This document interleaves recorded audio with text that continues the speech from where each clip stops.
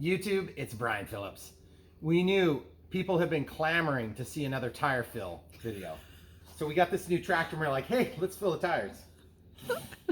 Anyway, we already filmed all the math and all the boring stuff that most people need to know, and that will be at the end after we kind of show the process of filling. And we're going to show you the final results at the end of that. So if you're looking for that, just scroll through the 3.5 hour long video and go to the end. So anyway, what we have here is the pump. We have an 1/4 inside diameter. We already have the valve stem, or the valve pulled out of the valve stem right there.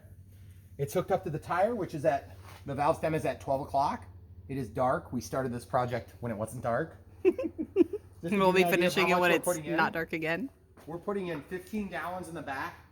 So 15 cases on the back, which is going to be in addition to the approximately 200 some odd pounds that we had remaining from the old tractor. This stuff has already been calculated into our pseudo pile. And just to give you an idea of how much this is going to be, this is just a quick rundown. We're going to go over all the math. It's going to be about 950 pounds of weight, which is going to come at the cost of approximately, right now we are going to be paying about 27.8 cents per pound. That's extremely cheap. If you get antifreeze that's at -50 rated, if you can get it less than that, if you're in a warm climate, you can get it for closer to $1 a gallon. We're paying about $2.30 a gallon for this new stuff. Okay.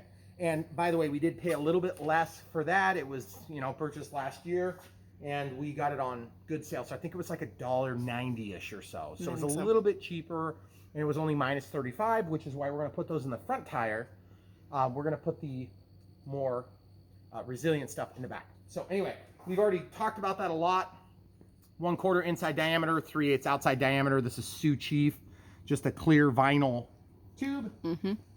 Slid onto there. We've already pulled the valve out, pulled the air out. This thing is empty. We have a jack under the tractor, and we have the pump in here. We have weighed this empty. We weighed the lid, and then we marked our 1 gallon mark, so we know approximately where 1 gallon is going to be, so that when we're ready to transfer to the next one, we'll exactly know where we are on these tires. Because when you get to the end, that's where it's always confusing, because we're going to want to know how much we put in each tire so we can correct our calculations.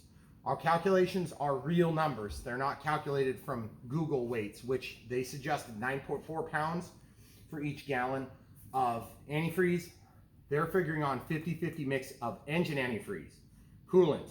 This is RB Marine antifreeze. Okay, so that's different. This is designed for like plumbing systems, and it's designed to keep plumbing pipes and like little septic traps and things like this, or like toilet traps. If you got, you know, a house that's going to be winterized while you're maybe wintering somewhere else where it's warm, then you can put that into the traps of your toilet so that they don't open and let the exhaust gas in and blow up your house while you're gone, because that's always a bummer. Anyway, so we've got the 1 gallon started here, and so each of these are even amounts. Give a quick shot. This is what's going into each tire. This is a lot of weight, guys. This is a lot of weight. Okay, just to give you an idea, a quick visual. And without further ado, we're going to start breaking these open. We have measured our width cap is 0.25 pounds. These weigh about 8.5 or 8.55. And then the net product, when you take away the 0.25, ends up being a little bit closer to 8.25 pounds. That's the number we used per gallon, okay? So now we're just gonna work the system. And to work the system, the best way to do it, this is supposed to be an eye and skin irritant, so I'm wearing gloves just to be on the safe side, plus I'm kind of a pansy, so I like wearing gloves anyway. I mean, if you have creatures that live at your home, be careful with any types of antifreeze or coolants, because some of them like the taste and it'll kill them.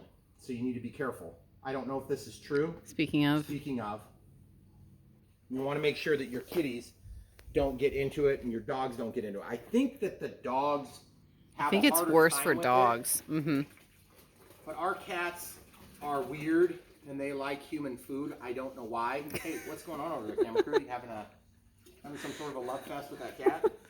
She really wants to see what you're doing. So as you can see, we're just kind of trying to be careful. We don't want to spill. We have our Oil dry, just in case we need it. We shouldn't probably need it, but we've done this before and we usually need it. So we'll pause it while we take care of that creature that's attacking the camera crew.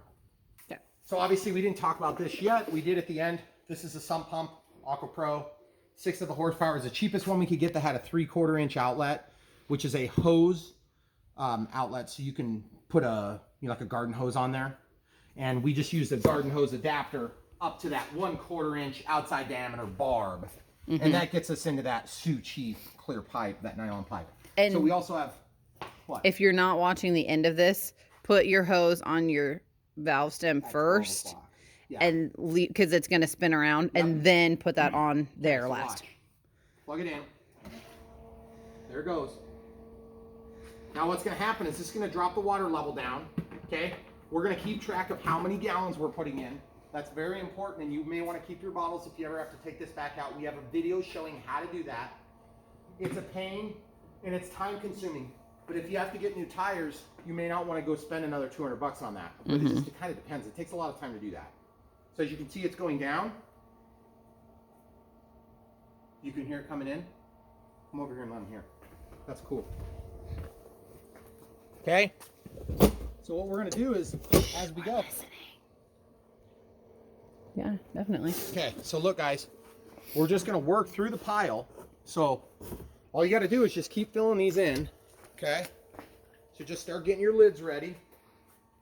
And basically that's going to be your job, is to babysit and to keep filling this up, because it's going to go fairly quick.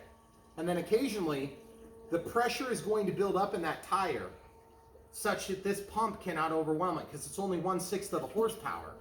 So it's not exactly an air compressor.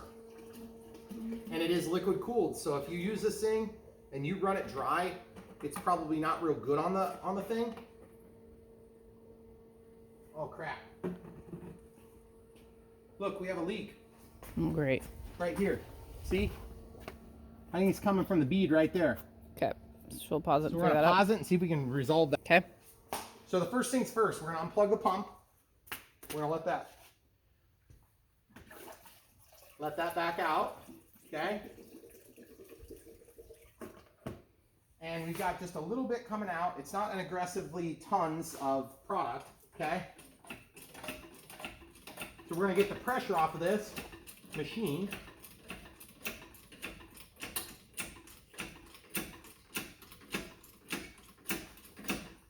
Okay, so we have that back up.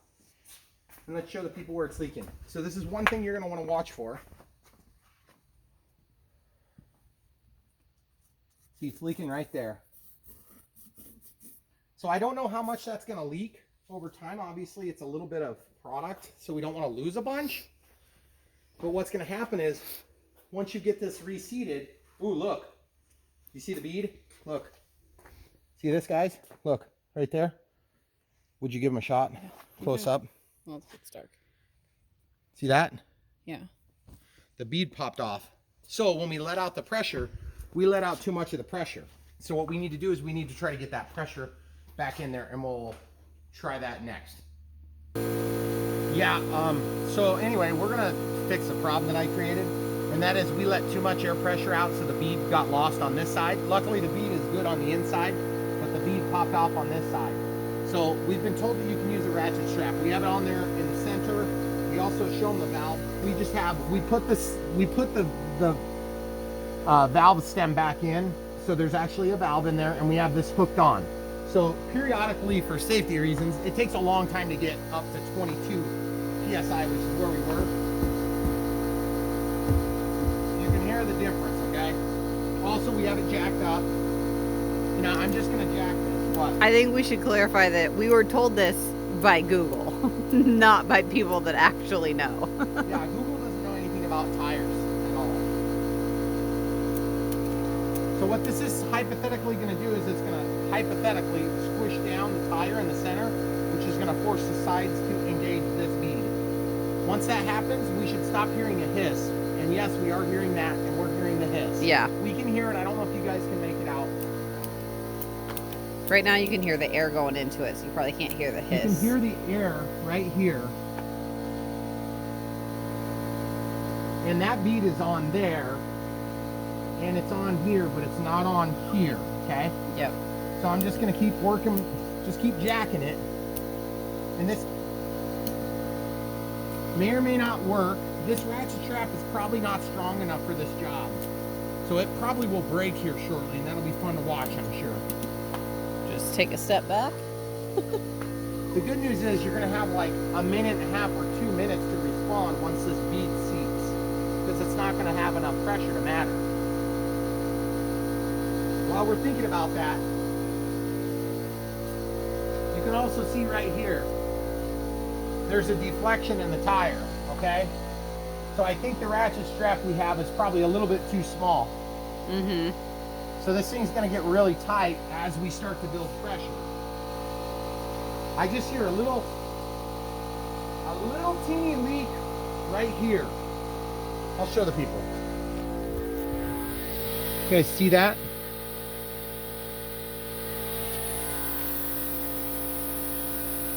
There's just a little teeny leak in this proximity, and then it gets tight right here. Okay, so it's totally tight here. See how my finger's right up on it? And so when we get this thing, see how much bigger that is? It's not like there's tons of air pouring out, but just enough. Okay? So just we have to try to get that displaced. Okay? And when it's all said and done, we're going to end up with this tight seal on the inside of the steel there. Okay? So that's what we're trying to restore. And what we've learned from this little fiasco is that we have to keep a little bit of pressure in this back wheel and tire combination so that the bead doesn't get lost. Otherwise the liquid's going to escape from the bead, which means we're probably going to have to leave the valve in and force the fluid past the valve. Or you can buy a check valve that you use instead, and it's actually, you can get a big one if you want, because there's two sizes on this valve. There's a small size and a big size. Just checking periodically for the hiss. There's a second half up here that's much larger. Show them over there, they have better light. Yeah. So on a big tire, I believe the reason that that big valve is there is that when they put these tires on properly, then they actually have a bigger tool. I feel like this bead is getting closer, but it's just no cigar up here on the top. So really what I'm probably going to have to do is get a second ratchet strap on here, just because I have too small of a ratchet strap. So once we get that thing to bite, it's going to want to fill up pretty quick. So let's show the people real quick. This thing just goes. It doesn't have a valve, it just locks on. And you can hear the compressor going like crazy trying to keep up. So we'll turn this thing on. We'll just show you that we have 0 PSI more than likely. See, you got pressure going in, then when you let go, and there's nothing coming out. So that's how you can tell that your bead is totally lost, because you're leaking out the side of your tire. Until you get that fixed, you're not going to have a tire that works. So we'll come back when we get it fixed. YouTube, Brian Phillips. We've been fighting this thing for many, many moons. Actually, it's been half a day. But anyway, the solution to this big, huge tire coming off a bead is basically, we've gotten it all the way off the bead now. So that's like not necessarily good, right? Except you're probably looking at this and you're like, are you serious? You're going to use a bike tire? Yeah, we're going to use a bike tire. And this is how you do this. This is a trick of the day, people. See that? Look, we're completely off. Okay, see that? Both inside and outside now. So we're just all abandoned. We've given it all up. We went and bought a new compressor. We went and did all this stuff. I mean, the compressor is probably going to be a function of this finished work. But this is a 24-inch rim. These are 14.924, so we went and got a bike tire that's a 24. This is a little easier if you have a second set of hands, but we'll do it with one set of hands for the video, just to show you it can be done. Okay, so there it is. Remember, this is not the inner tube for the tire. This is just helping you make a seal here, guys. Right there. So once you get that in there, you can even kind of help it along if you want. But we've been going for hours without getting any pressure in here. So we have This valve stem's taken apart, it's ready to go, so we can plug the hole when we start getting pressure. And you're gonna think I'm a nut job. You're gonna think this isn't gonna work. And I'm not gonna be surprised when it doesn't. I was there talking to me or the people. I'm talking to the people. So I got the compressor on.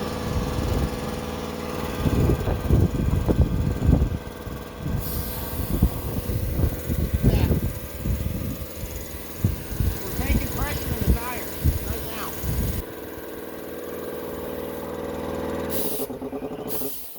So the key is, see that? We actually have a bite on there. So that's going to help us to get the bead, and then all you have to do is just yank this out, which is going to be, there's actually already pressure in there. The backside is not on the bead yet either, and so I think the key to getting this successful is going to be to get the bead on both sides at the same time. So absolute worst case scenario, we're going to either have to take this off to put one on the backside, or we're going to have to force this onto this bead first. So now we could probably put pressure into this and force things back. But the point is, there's actually a little bit of pressure in there right now. So we'll come back and let you know when we got it on. Oh. Okay. Okay, so it's working. Look. Okay, I'm covering it with my thumb. Look, guys. We got air pressure in there. Come over here and show them the back. The bead is set now on the back. That was a bicycle tire, guys, that did that. We have literally spent $1,000 on stuff, most of which will be returned, with the exception of maybe this beautiful thing. But that thing is on there, so now all I have to do is just work that out and then deal with the ramifications. So, that's the only time in 24 hours that there's been pressure in this tire. There's pressure in there. So it can be done. Just take my word for it. Whatever your rim size is, go and get a tire for a bicycle. We'll link to this on Amazon if you happen to have a 24-inch wheel like that. And yes, you can lubricate that up. I could let the air out and pop this off the bead, and we can lubricate that up and do it again and just yank it out. We've already done it once. Not do it again.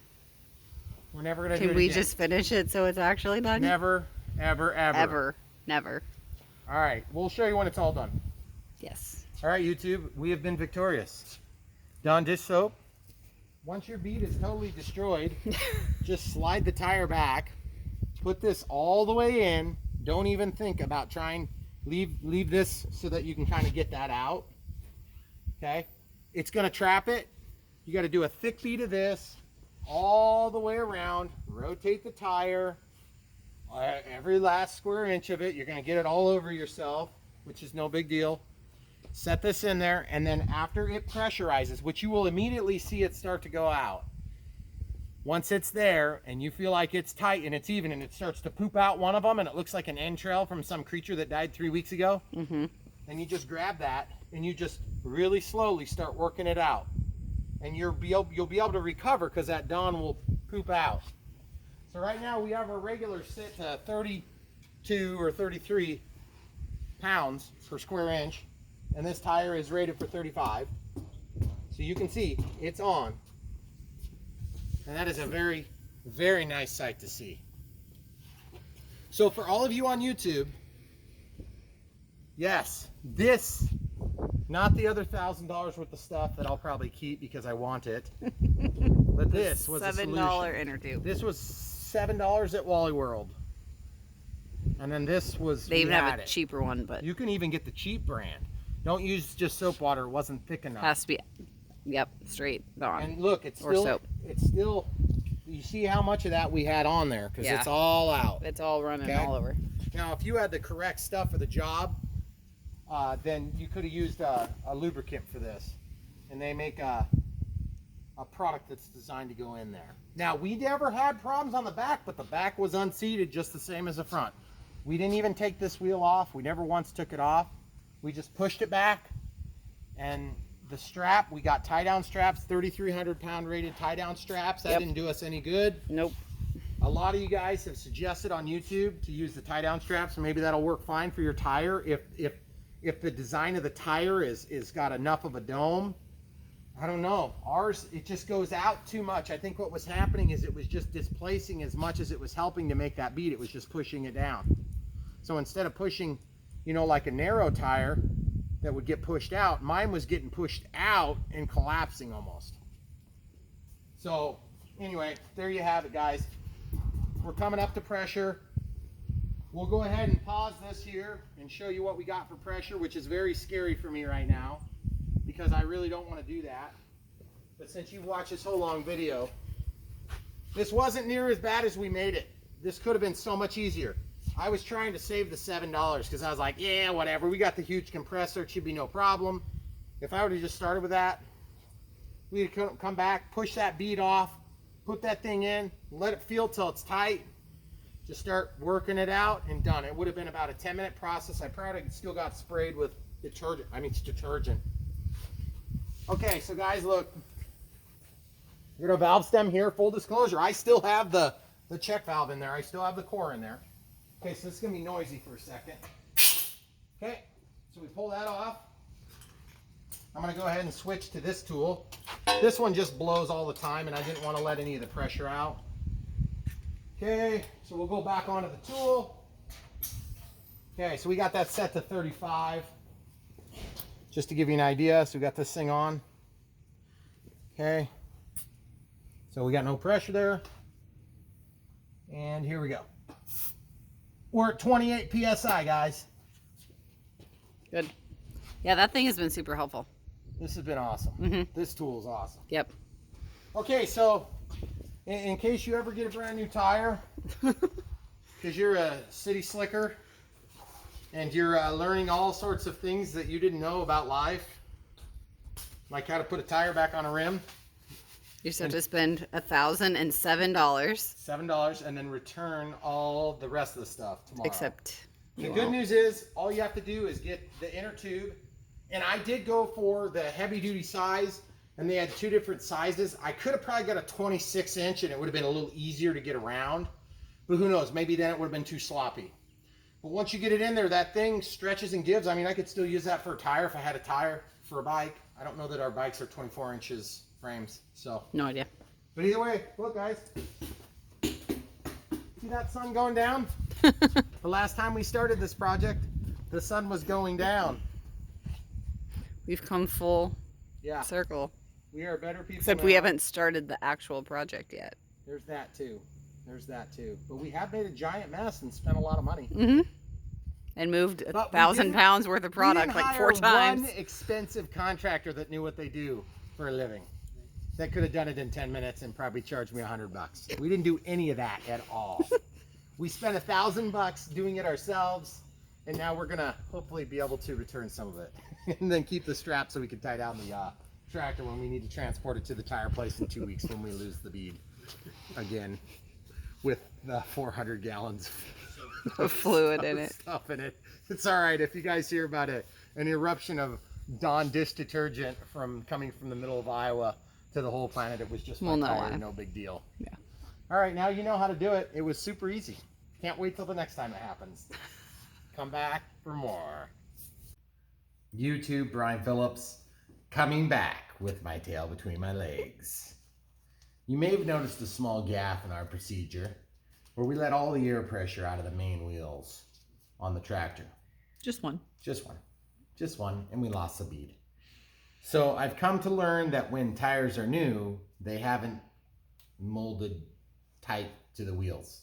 When they're older, then they have a longer opportunity to become one with the wheels.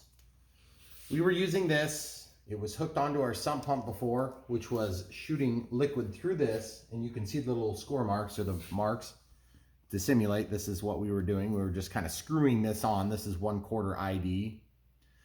We are usually simple. Keep it simple, stupid is the best method for things like this because it's already kind of a pain. But we have a couple reasons that we're not going to do that for the second try. Now we may do it for the front tires, but we wanted to be a little bit more sure that we could control keeping air pressure in the tire. And you're saying to yourself, but you let all the air pressure out before, how are you going to do it now? Well, we're not going to let it all out.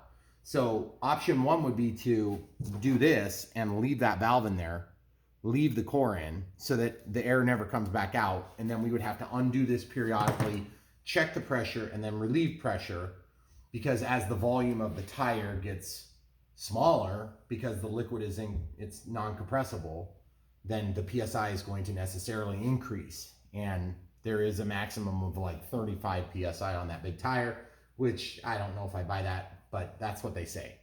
So mostly because we had to reseat the bead and we had a lot of pressure on it. Anyway, this is not going to be real effective, okay? It's going to be too much work. So we went ahead and finally reluctantly bought the slime adapter. This is going to allow us to hook up to the much larger top half on the back tires, and then there is a small adapter that goes to the small style. You can see how much bigger this is, okay, for the valve stem, okay? We plan to take the entire small part out, leaving just the big part, which means there's no core to remove, just so you know. And then this is just an extension. This is the same size as this, I believe. Actually, I'm not sure if they're the same size. It doesn't really matter. The point is, one of them is going to work, and whichever one works, I'm assuming it's going to be this one, because then that'll get us out a little further. We built a little rig that should give us a whole lot more flexibility, and I'm just going to go over it real quick with you. Okay, you'll notice we have a PSI gauge that actually came off of our Wemo hot water recirculation system, which is on our water heater. So it's a pressure check for me. I can open the valve and see what the pressure is on the system, and I can see if the pump is running or not. So that's all this thing is used for. So when we're done, we'll wash it off with hot water and then put it back on the bottom of the water heater, and it'll be ready to rock and roll. This is a real cheap, simple thing, and we don't use it all the time. We just have a valve. You turn it on, you check, you turn it off. Okay, so this will work fine. Yes, you can check the air pressure on the tires with this. The PSI is the same, liquid or air. It doesn't matter, they're both fluids. And obviously this is going to be hooked to the tire. There's a burp valve on here, which we're probably never going to use from there. And I built this manifold using no construction whatsoever. I just literally screwed them together. I did actually have some of these ends for the hoses that are super easy and readily available. And you can get kits like this to fix your hoses when you run over them with a lawnmower or whatever, or to shorten them or length, you know, whatever you're going to do. So we have this short length of hose that's going to take us from the tire out so we can see easily. So, and then this clear hose just happens to be, we had this lying around in the basement, believe it or not. And so I just built another one. Okay, I think that's 5/8 inch because it's a little bigger than 1/2 inch. We had a 1/2 inch there too. So these hoses are 5/8 inch, and it's a 3/4 inch connector is what they call that. I don't know that that's NPT, National Pipe Thread, but I think they actually call it garden hose barb. So whatever. It's garden hose 3/4 to barb fitting, and then it's tightened down. This is the same exact thing that we used on here, okay? We actually had this short one built already. So this is going to go on to the sump pump because, as you know, it's got that. So that's going to hook up. We'll be able to see the fluid going through, which is nice. It's going to supply the first manifold, which I just have this capped off, but this could actually be a recirculate if I want to leave the pump on, or if you have a pump that doesn't turn on and off easily. And I can use this hose for that. Excuse me, drop that back into the vessel. And then I can open this valve, and that's just going to recirculate. And then when I'm ready to start filling the tires, these are both opened, but this is closed. So when I first hook this up, I'm going to have a pressure reading of my air pressure. So my air pressure, when it drops to something like 20, then we can think about maybe putting more in. But here's the key. It shouldn't drop at all. It should only increase. In fact, it should increase kind of a lot, because we're going to take the volume of air from 100% air to eventually 25% is all that's going to be left, or somewhere in there. You know, it might be 80% that we fill up with liquid. It might be 65%. It doesn't really matter. The point is the liquid is going to go up to wherever the bottom of the valve is.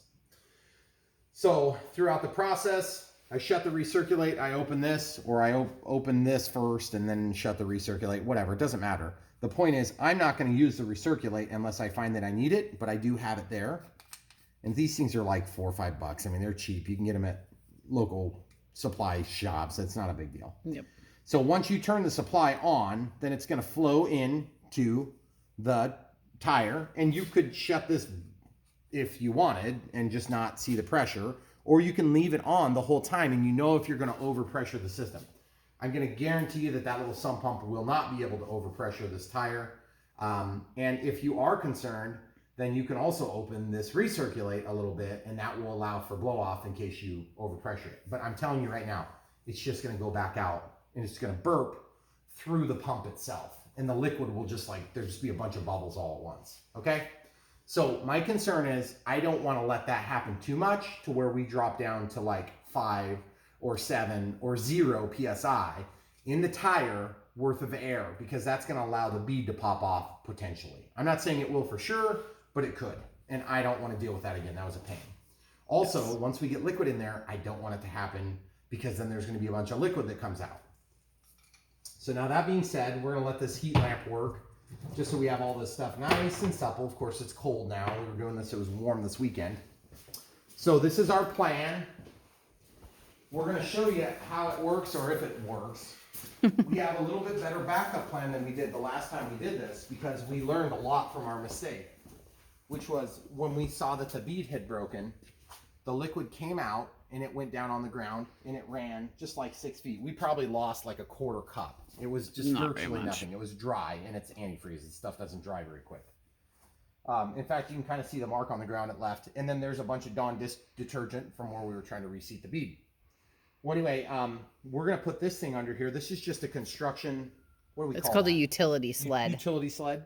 So it just happened to give us enough depth. So, I mean, that would probably hold 10 gallons of liquid. Well, maybe not 10 gallons, maybe 3 or 4 gallons. It doesn't matter. The point is, if it starts leaking, we'll have somewhere where we can take our pump and we can move it over, and then we can dislodge this and just start pumping it back into the reservoir. And that's going to give us an opportunity to salvage the fluid and also stop a huge mess. Yeah. Okay. The other thing is, if it leaks, if you break the bead, it's not going to come off like all together. It's going to come off part of it. It's just going to be a little leak at first. Yep. So you're going to have plenty of time to deal with it. So if you're just using water, you don't have to necessarily worry about that. Just let it run on the ground. But it would be nice to know that that's happening. So anyway, this is what we're going to do. So the first step for us is, of course, get the tractor jacked up, and then get your valve stem to 12 o'clock, which is about there. I mean, you don't have to be at 12 o'clock the whole time. You can start down here if you want. But in our case, we're going to do that. And you can see this is going to screw into here, but I'll wait and make sure that I get this screwed on first. Actually, you know what? It might be, I'm just trying to think the easiest way to do this. See, this screws together. There's 2 fittings. And once you have it tight, then it makes it really hard to spin this, okay? So I think what I'm going to have to do is I'll have to probably just necessarily take out that valve, put this on. You see it's got a big hole in it. It's about 3 times as big as the hole that's in the smaller one. And then this is going to screw on there. So I can screw that until it's tight. So you're gonna put that on first. I have to start with a pair of pliers to break this free. Make sure all my valves are closed. This is opened, so that's okay. Opened. And then this one's closed. So this one's going to stop here, and I'll see the pressure as soon as it's hooked up. So this I'm going to break free. Show them in here if you can. All I have to do is just grab this and just back it off a little teeny bit. It doesn't take much. Once it's broken free, you can do it by hand. It's really easy. And to be honest with you guys, I was real nervous about the pressure here. The pressure's not that bad. And you see, I don't have like a gigantic hose, but it's just enough to get to where I can see it over here. Okay. And then I can rest it down on the 3-point arm. Okay, so I do want to work fast on this step, so I apologize if I end up rushing this a little bit. Okay, so, because I don't want to lose all the air pressure, and it takes like minutes for the air to come out of here. So I'm, of course, going to be all nervous because we just fought this. Okay. Okay, I can put my finger over it. Watch this. Okay, so that's the cornet.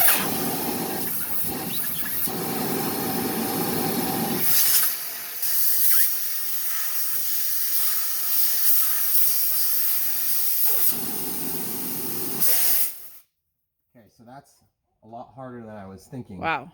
It's a lot more powerful with that bigger hole open. Yeah.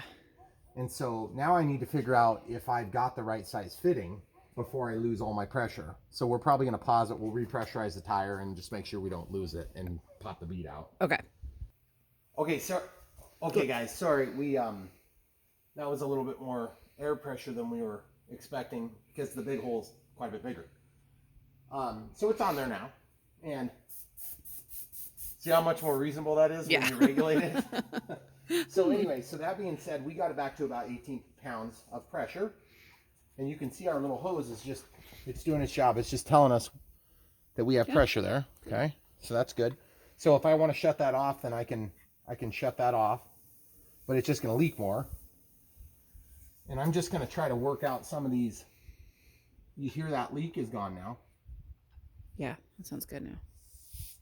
Okay, so and then I can get this worked out, and now we have all the angles. Okay, so everything is where it needs to be. If I were to open this, it would bleed off a lot of air, like quick. So I'm not sure if this pump is going to have enough pressure without some sort of a check valve in. So that's the new thing I'm just worried about. Good. Yeah, exactly. Something that'd be something else. So obviously when we go to plug this hole, we have to be quick about getting this in, okay? Because that screws in, and then we're using the outside one, which is available on big tires, I guess. Okay. And I don't know, maybe this is the wrong thread type, but either way, it doesn't matter. It's on there now. So I think I need to, these both have collars, so it's really easy to do this.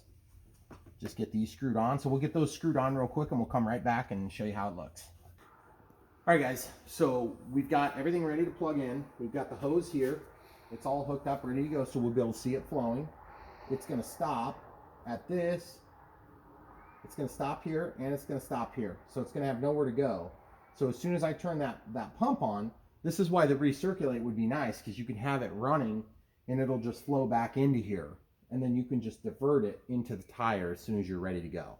Okay? But in this case, I have to basically be fast, because it's going to be hard on the pump. It is submerged. We have gallons ready to go, and we're just going to see how fast this goes. It's probably going to go quite a bit quicker, but it still takes a while. I hope it doesn't go like immediately. So here we go. Okay. Okay, so I got the pump running. And I open this valve.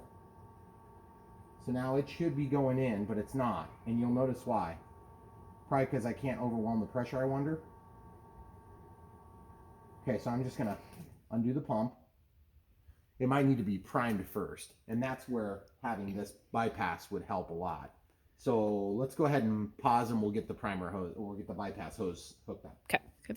Okay, so instead of having this one capped off, we have that valve open, so it should just pump through this and go right back into the vessel. Okay. There it goes. Wow, You that's gotta like way faster wait. now. You got leaks in your bypass hose. Shoot. Okay, so we got the leaks. Evidently, this was a watering hose, because I found 4 sets of holes, and they were in perfect position. So I must have been using that at the end. So we just taped it on here, and so now it just recirculates. Okay? So as soon as we open this, which by the way, it recirculates a lot fast. Yes.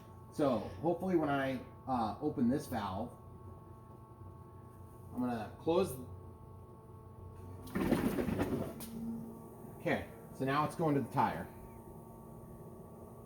Okay?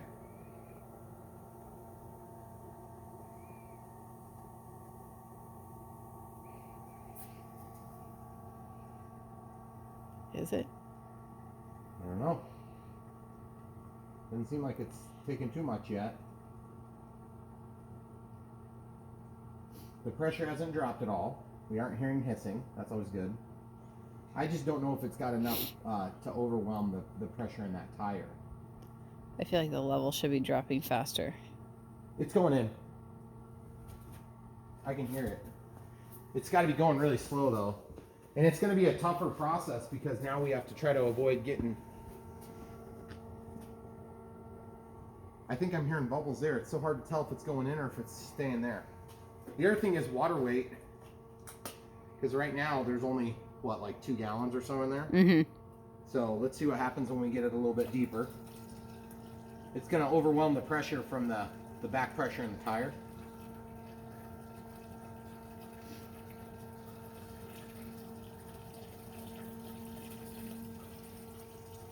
I hope.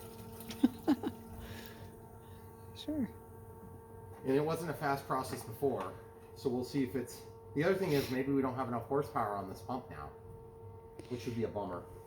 If we go to that smaller valve opening. That's the other thing we could do. Oh, it just tipped a little bit. That's Did okay. it bubble? Yeah. Okay. So basically right now we're full open here and we're full closed on the recirculation, which means that all the water is either being pushed into a, I may have to bleed it to get it up there, I wonder. That'll probably be pretty furious. Let's try. See, it's letting the air out.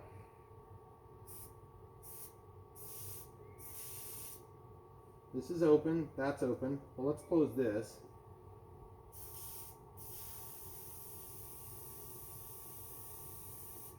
So that's just letting air out. It's not necessarily, there's no water coming out. So I'm not sure. We'll have to kind of keep playing with this, I guess, and figure it out. Okay. Okay, so our liquid level is moving. I've been watching this little Velcro dot here on the side of the container, and it was right in the middle when he put that last gallon in. And he turned, so the valve stem, or so the tire, he turned the tire so the valve stem is at 7 o'clock now. So we're not fighting gravity as much, and it does seem to be going now. So and it seemed like we had to prime it too. Because yeah. I kind of pushed I'll show you what I did here in a sec. I still want to get air. Yeah, he kind of had to. I had to kind of do this. Yeah. To kind of force it in, just give it a little bit of help. But now we're not fighting gravity maybe quite so much. So it seems to be. It's going in just slow. But the thing is, because the bead, I don't want to lose the bead. I can't risk losing it again. Yeah. This is just kind of the way we're going to have to do it. Which is a real pain in the neck. To be perfectly honest with you, if I could fill these things 30%, I'd still be really happy with the result because it's a lot of weight. Yeah. Because if we get 1,000 pounds out of this, I'm going to be thrilled. Or 950, I think is what we were looking at. Yeah. I mean, I keep dumping them in and it's not going over the top of it yet. So it's got to be going somewhere. You just think we would be hearing it by now. It's definitely not spraying out on me. What are we going to hear? See what I'm talking about? Look. Yeah. It's not quite to the top, so it's got to be going in there. I'm just surprised we're not hearing it. Like it is hitting the inside of a rubber tire, so you'd think it'd be fairly noisy. I can hear it. Oh, it's going in? Yep. Can you put the camera close so they can hear it? I can barely hear it. It's very faint, guys. Ow. It was more sploshy before. The last times we've done this. I doubt they're going to be able to hear it. Oh, the pump is kind of floating. That might be part of it, too. See? Yeah. Everything looks good over here, though, on the... We haven't lost the bead? No.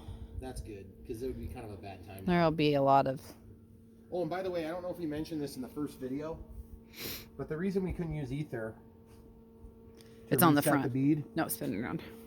Caution. Caution. Combustible. Combustible. They really make that hard to see, too. We're trying to avoid excessive combustion.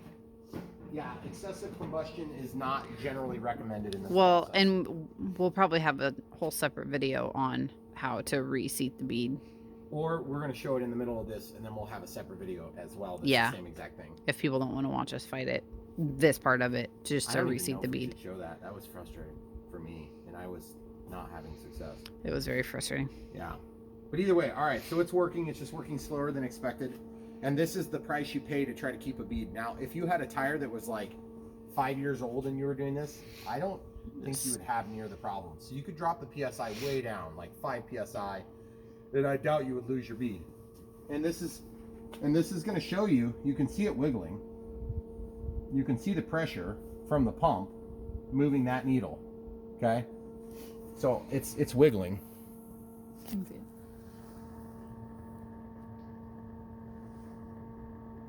Yeah, you can hear it. It's just like really quiet. Mm-hmm. And you see how I put it down there, guys. It's not going to stay that way. Right. We're going to basically just babysit it, and this is the part where it's not very fun. But let's show them the pile. Is this the pile? That's the pile we're taking from for that This tire. is the one we're working on. So this is what we've got so far. Yep. So Have we really put that much in already? Yeah, because you put in 4 Oh gallons. no, we started with only 3 on top of a full box, right? Yeah, I think Because so. there was 3. This is the other back tire right Yep, here. that. And then these are the front tires shared. Yep. So it's still, it's got to be going down a little bit. Yeah.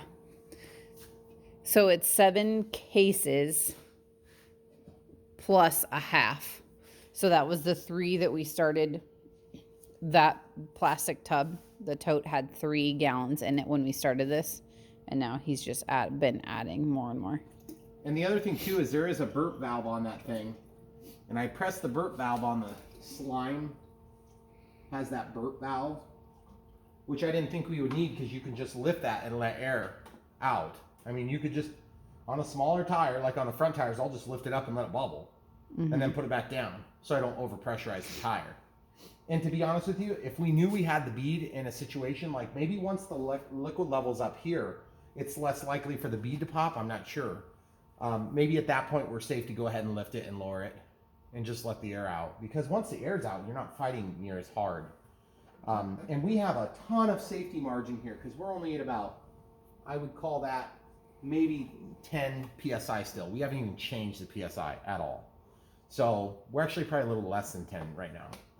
So hopefully we'll be building up pressure as we do this. And as long as that's happening, I'll be satisfied. Because otherwise we have to take a second and put air back in there, which is going to be a pain. And so I had another thought too, because it's such a big opening, we could just put a blower. We could just put a blower on it and hold it in there and hold the blower to actually get air into the tire and then just go straight back to it. But it's a real pain in the neck to actually get air in there right now because we have it all taken apart. Yeah. So, all right. I think at this point we'll just go ahead and come back after we get somewhere. Okay. Right? Yeah. Okay, YouTube. So we're just continuing the process of filling this back tire. It's been mostly uneventful. It's going slower than we would hope it would. Obviously, the bypass is like a hose. I mean, it's pouring out fast, and you're never going to be doing that if you're trying to hold pressure and push it in. Because it's not like there's an in and an out. You're going into a pressurized vessel, so it's going to be slow. And you can see that we're just maintaining that approximately 10, ish PSI. These things are marked so stupid on this valve or on this meter because it goes from like 20 to presumably 30 to, 25 to 20 to 30. It's I'm like sorry. 5 increments, but there's no It's 5 half increments, marked. but there's no, so it's very confusing to tell exactly what it is. I'm sorry, I wasn't divisions of articulating that well. 7. So basically what I've been doing is periodically, you can see that the level's dropping. And so we obviously taped our return line in. And so I've just been slowly opening my recirc valve, which allows some of the air to come back through the system. And if you open it a lot, then you let a lot of air through. And you do run the risk of unpriming your line. But if you unprime your line, it's not that big a deal. You just shut this valve and open this valve, and you just start the recirculation and then flip the conditions. So it's really not that big a deal. I've just been doing that periodically, and I've just been working to the end that my pressure stays about 10 or a little bit below. The good news is once we have that water volume up here, I don't think that we're going to be able to break the bead like we had before, because the water is going to sit there and hold the sides out just like it would otherwise, because it's incompressible. There is obviously at some point in here there's a volume of fluid, and once you get up to the whole 12 o'clock position, there's going to be a lot of fluid in there, and that weight is going to work its way down and around on the sidewalls, just like the air pressure would. So I'm going to be less concerned about, bleeding off most of the air pressure as we get to the top. But there's not going to be much air pressure either, because the volume of air will be much smaller. So anyway, just wanted to show you. And so far we've just got them open and ready to go. So their caps are off. So we've got 1, 2, 3, 4 cases. And we've already put in 1, 2, 3, 4.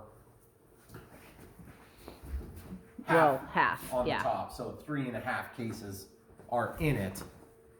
And so when we have 3 more, we will have done 4 cases. So that's actually about, we're getting close to halfway. Plus what's in the thing. Which means we're actually more like 3 cases in, and we have 4 full cases to go. So it's just, I don't know if it's going to take a little bit longer as we get to the top, because we're actually turning the wheel. Just, you know, there's no sense in going right to 12 o'clock right now. We can bring it down here, and there's less head pressure necessary to lift the fluid up. So you have to remember, like, it takes a certain amount of horsepower to lift this. This thing is heavy, and that's the whole point of this. So if you're lifting from here to here, so our next thing is we might try to lift up our plastic tub so that the water weight is up higher. I don't think it's going to make a big difference, but we'll try it. And if there's any improvement, we'll show you. But as you can see, everything is working. We've got just a small spill tray here. And we had one time that I relieved the air pressure, and it just kind of bubbled up a little bit and spilled out the edges, predominantly here where these little clips go. But other than that, it's been pretty much uneventful. Just kind of keep on the pressure, make sure it doesn't change too drastically. This pump basically cannot pop this tire. No. So I'm not worried about it. If you had a big pump, I suppose it's possible you could increase the pressure, but I kind of doubt you will. We're more worried about losing too much pressure. Yeah, right, exactly. Which means if this pump loses the battle to the air pressure here, then the fluid could actually go out too, which would be not good. I don't think we're going to have that issue. It does seem to be forcing it into the tire. And you got to remember, the valve is up here. So if the fluid is down here, it can't really go up in there. Right. You might get some splashing and things like this, but you're not going to get the volume of liquid out. Right. So that's the quick update. There'll be more. We'll try to wrap it up. We'll show you the process of unhooking things if we feel like we can handle filming it and not need an extra set of hands. Yeah. So, Okay. thanks for watching. All right, guys. So we just shut off the pump because as you get to the end, it goes a little quicker. The air volume is so much smaller. You're bleeding, you know, more frequently. Like every time you put a jug in, you're bleeding it. By opening your valves. So right now, this is shut off, okay? Obviously the pump is unplugged, and we turned our box because we had a 1 gallon mark. Now, just to tell you how much we got in this tire, not that it makes a difference for your application, but we had calculated that we needed, how much do we need? We need 13 gallons. Cases. 13 cases. Yes. Sorry, 13 cases. Of 6 gallons. Of 6 gallons each. So I bought 15 cases. So 15 divided by 2 was 7.5. So we started with 1 gallon in our little vessel that was used for the pump to pick up from. And so we're expecting to be 1 gallon left in there. So we did use the last gallon that we put in there was actually the first gallon from the second half. Yep. Okay. So that's actually in there, and we got just a hair over. Of course, our light just went off out there, so we'll pause it. We have 7 cases and a half that are all but maybe a half of the last gallon, and then this gallon are ready to go. Plus, we're displacing some with a pump, actually. I forgot about that because the size of the pump actually. Yeah, that's we true. marked the bottom Empty. of the container with a 1 gallon mark. Yep. So we'll actually pause it so we can get our lights going back on. Okay, so basically at this point, we're ready. I just got a bucket I'm sitting on. And the first thing I want to do is make sure that I actually have liquid where I know it is, so I'm not in liquid when I open the valve. So the way I can tell if that's correct is I can open this valve and you'll see air come out. So there's air, it's just blowing bubbles. But I don't have very much PSI, but we're less concerned now because we have this huge volume of water that's in here at some point. Okay, now we want to see where the water starts. So I've turned it just a little bit and I'm just going to pop it. Okay, I'll turn it. See, the liquid came out. Okay, Okay, so the water level is probably about here. That's acceptable for me. Yep. We could do a little bit more. I bet we could get 5 gallons more in there. And if we did 5 gallons more, that would get us to our almost full 1,000 pounds, which is somewhere between 1/4 and 1/3 of the weight of this vehicle, which is huge. Now, we've only got this one tire done. And when I say done, I mean we still have to put that cat back in, and I'm not looking forward to it. But I'm less concerned now than I was before, because even though there's still the same PSI, there's a lot less volume of air pushing. So it's pushing hard, it's just pushing less of it, okay? So I'm still not looking forward to this step. And let's show the people real quick. We're just gonna untape this. This is just, that's just our return, okay? So you can see right here, we can actually just take and shut off this valve. This valve, we can shut off. And we can shut off the pressure gauge because it's not necessary anymore right at the moment. And then this valve is irrelevant. So I can open that and I can drain any little bit that was in the valve, in the body itself. And then I can either unscrew this, which is probably, it'd be nice to unscrew here, but my valve is here, so I have to keep that attached. So I'm going to undo here. Actually, I'd really like to not undo it if I can undo this up here without any problems. You think so? We'll try that first. And you have your, yep. This is the entire assembly, okay? That's going to go inside the bigger one. So I just have to do that, and I don't want to drop it. And I also want to make sure I'm off of the weight of the tractor is off the wheel, because that's going to, of course, push the water and air out. So I'm going to get this capped up and ready to go. So it's literally ready to tighten. And I have my tool so I can torque it down when I'm ready. I'm just concerned it's going to be kind of quick. Do I need to be prepared for anything besides? No, I'm just gonna, there's just not that much. It's not that crazy. It's gonna be quick. Okay. There's probably gonna be a little bit of excitement. So we're Nothing used we can to. do about it. If the bead breaks, make sure you get it on camera. Okay.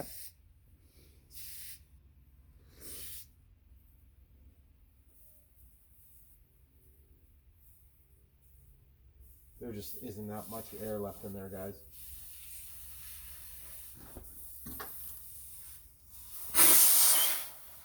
Yep.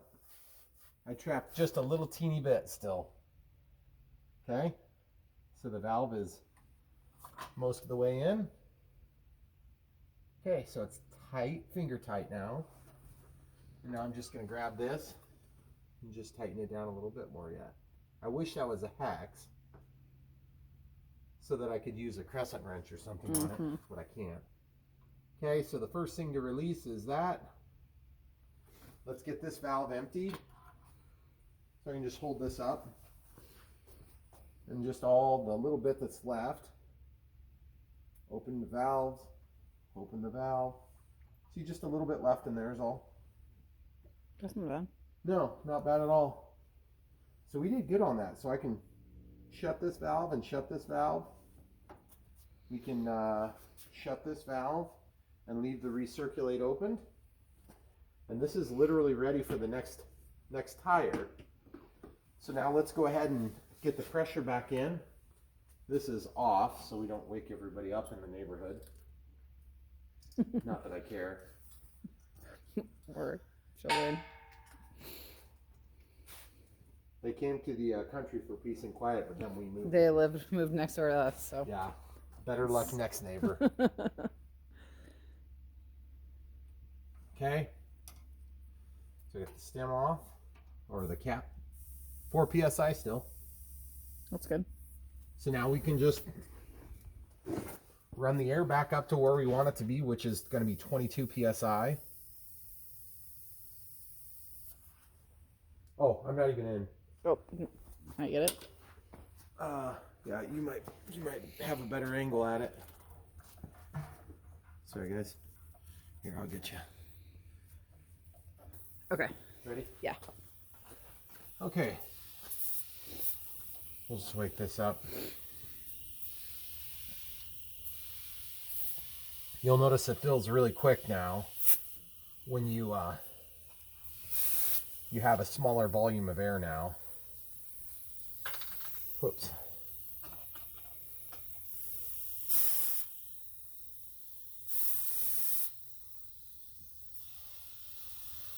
Make sure you're at 12 o'clock when you're doing this. 3.5, 4, 4.5. Otherwise, you're going to get a bunch of water in there. 6.5. Should we pause while you get it up to whatever? Okay, so we're up to 21, 21.5, 22. 22 PSI. That's where we started this whole ball wax. And let's show them the bead just so they can see. And I wish I could demonstrate just how hard it is to turn this wheel now, which is really cool. Listen, hold on. I want you to be able to hear this.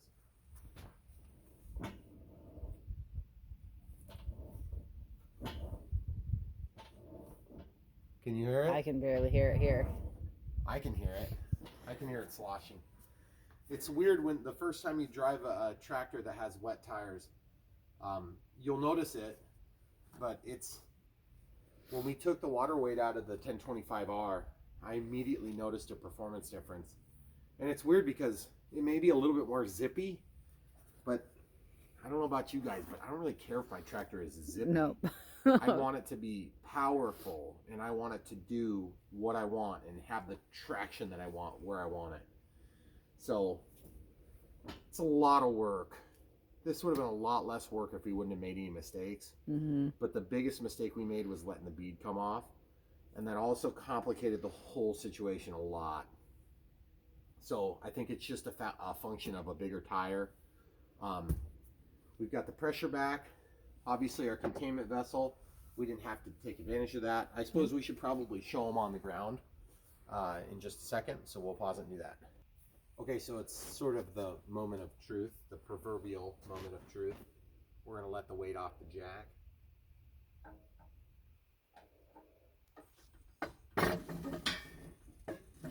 Feels heavier.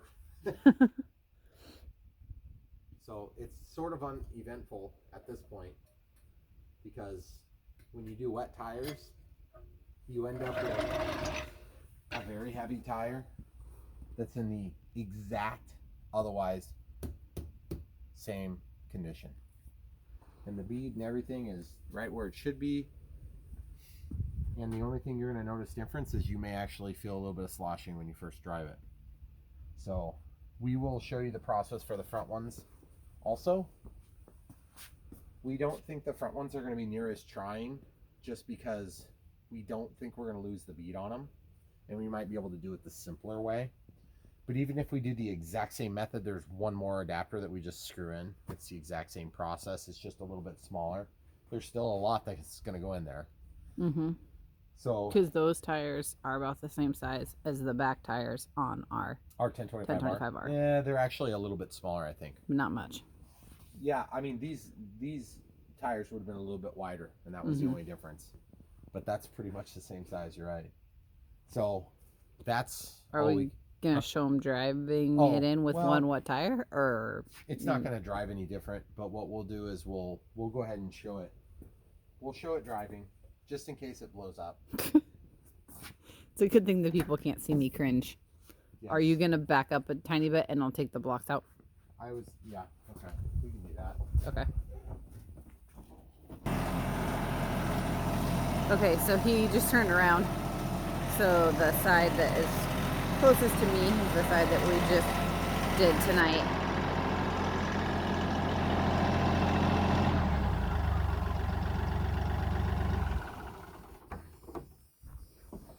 We need to measure and make sure that we still have clearance to get in the garage. So that's what we're going to do next and verify. We measured before when we wrote it down, and because there wasn't a real good reference point on both sides that was super easy to measure, we just measured to the bottom of the slow moving vehicle placard, and then we measured to like the lid of the toolbox. So in our case, that's going to be totally irrelevant to most other people, but we'll go ahead and verify that quick before we pull in and just report back. Okay, so in typical fashion, we have overthought everything, and it's saved us a little bit of trouble where it didn't matter. We measured 43.25 inches to the slow moving placard before, and now after the wet tires, we're at 43.5. So with all else considered, 22 psi in the air pocket, evidently the larger volume of water, which is, you know, incompressible, is going to give us a little bit more height on that tire. So just keep that in mind as you make your considerations. Also, I would not recommend doing a lot of heavy work with one tire wet and one tire dry, because you could get in a situation where I feel like you'd be overworking your differential, because one side is going to be like way heavier than the other. So now if they're a little bit uneven, it's probably not the end of the world, but we're talking about like 400 or 500 pounds on one side and nothing on the other. So big difference. So we gained about 1/4 inch on the side that we put the wet in so far, and we went from 52 7/8 up to 53 1/16. So I would say we gained like about 1/8 on the other side. So I think we're going to be okay. Yeah. So, but we're still going to watch it like a hawk as I pull in, and we'll let the camera crew show that process when we get ready.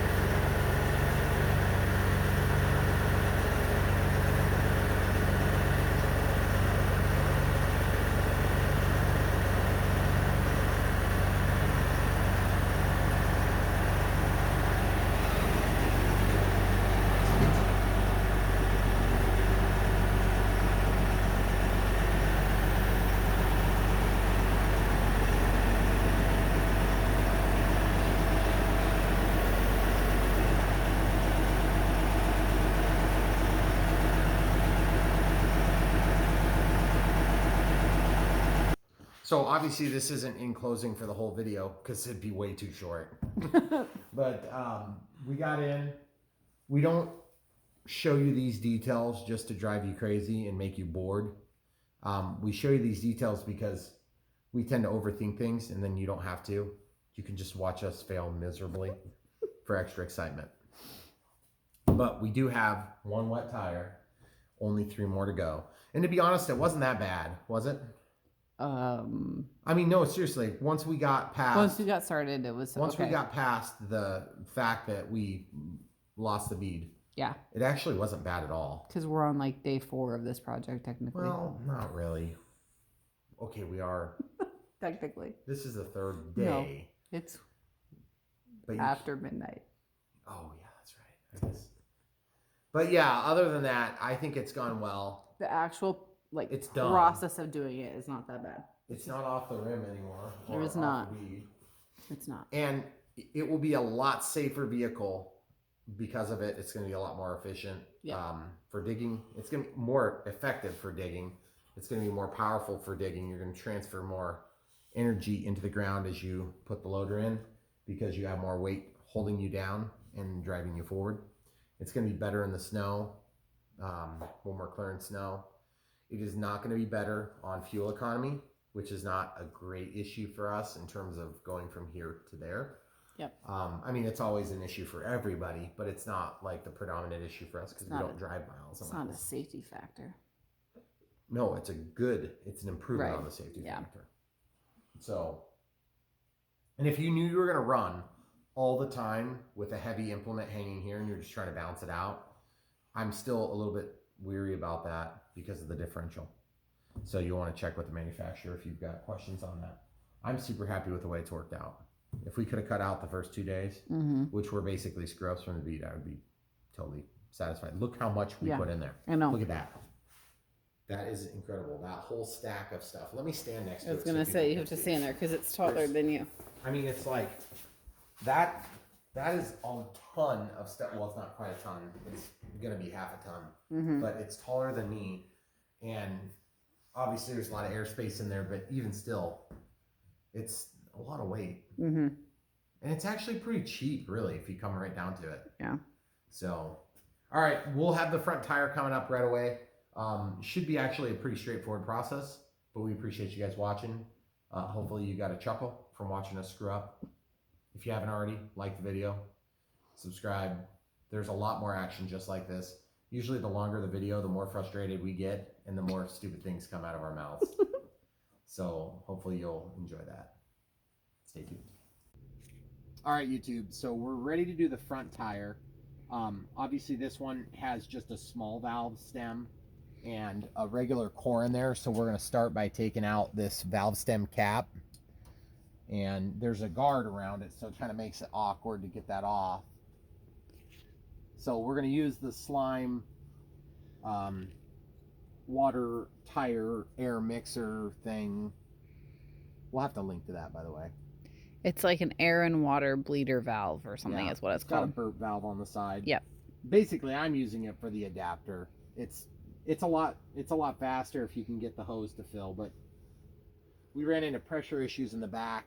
This is going to have a little bit higher PSI, but we just don't want to lose beads. So we're trying to work with what we've got. On this one, I'm just going to screw it on. Actually, I have to take out the valve stem, and we're going to just let the air pressure down quite a bit. We're not going to get to 0 pounds per square inch, obviously, because you don't want to lose your bead. Just like you don't want to lose your bead back there, which we haven't. So it's been working fine. We also did one change from the last time we did this. And now we cut our clear hose in half so that we can actually see what's coming out the pump and what's going in here. So right now we have this set to basically recirculate back into there. And we are going to be adding, how much was it? It was like 117.5 pounds per front tire. They actually call for a little bit less. And so we'll probably be overfilling these a little bit. So it might be that we don't use up 100% of each side. Anything that's left over, we'll either have to put into the back tires because we were just a hair short. We were 0.6. We were actually, what was it, 0.6 cases. Yeah. Light. So like 4 gallons, basically. So 2 gallons on each side. Light. And our 117 is roughly 14.5 gallons. Of product that we're putting in the front. Yep, exactly. Because we happen to have it in this, and so we had to split it in half because we had pulled that out of our 1025R. Yep. We didn't have enough. So now this is going to go here, just so you guys can see. There's the adapter that takes you down to the smaller size. So yesterday, because we had the advantage of the bigger top portion of the valve on those big tires, we were able to use this, which gets us a lot more through. This is a much smaller amount, okay? Mm-hmm. So in our case, we're going to have to take out the valve stem, and then the next step is to, of course, screw this on. So I'm going to get it on there loose, because once you have it tight, then you can't spin things. Okay. And you're taking out the valve core. I'm taking out the valve core, not the valve stem. Sorry. Ooh, and that's going to be a pain because look, I can't twist it. Oh, geez. This is where having a screwdriver style would be a lot nicer. But once you get them loose, then it's not really a super big deal. That guard is kind of... This actually might come out. I don't know. No, the guard is going to be the savior someday. So I'm not going to be upset. It's not right now. Right now it's kind of a pain in the butt because it's hitting on this tool. You can use a pair of needle nose pliers if you can't get it with this, and we may end up having to do that. It's just a lot faster if you can use the tool. Okay, so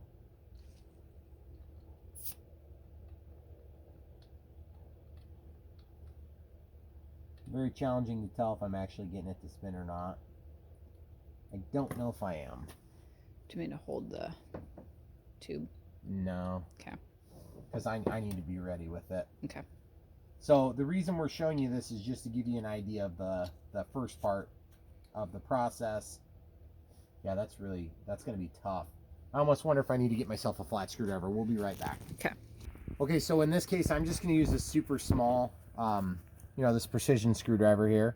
So I just have to mimic one side or the other. I'm a little nervous about getting it back in now, but because we're going to be doing it under pressure to a certain extent. So I'm just kind of in and riding around the edge. And yes, you can actually buy those. Okay, so it's definitely undoing it.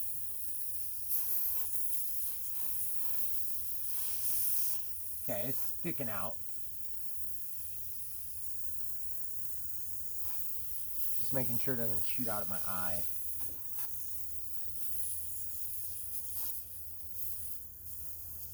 Yep, it's about to come out. So now, while I've got this tool handy, I can see if it'll reach now. Yeah, it is going to give us problems later. So I wonder if it would behoove us to modify this tool and like slot the end of this so we can do that. I don't know. We'll have to figure that out. I can definitely get it back in, but it's going to be a rush. Great. See this? Yeah. So needle nose pliers would work. I can actually do it just with my fingers.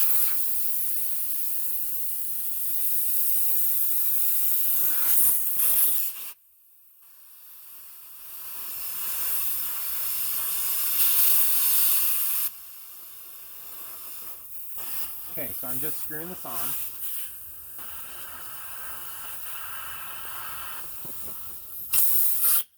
Trying to screw it on.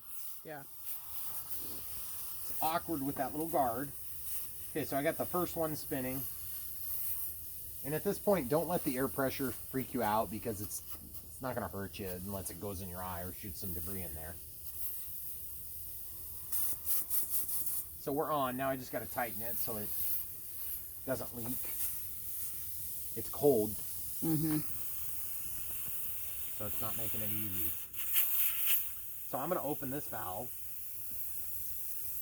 And then I'm going to close my pressure valve. And now I can see the PSI here. And then I'm going to just open back. So you can see the air pressure going through there. That's going to help me to get this on here a little easier. Because it's not fighting me. See all that air coming out, guys?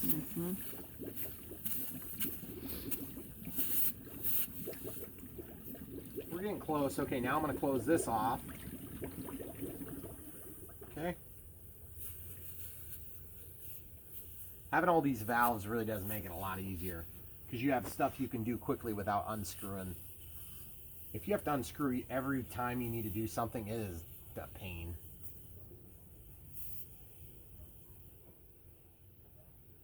It's just awkward to get your fingers in there. Can you give him a shot of that? Do you need a tool? See, it's just, there's just not quite enough room to get your fingers in there. And I don't want it to be leaking that whole time because it's going to leak liquid. I could try needle nose pliers. We'll come right back. So we got needle nose pliers. We'll see if that'll get us in there enough. Doesn't really make a big improvement. It's just an awkward spot.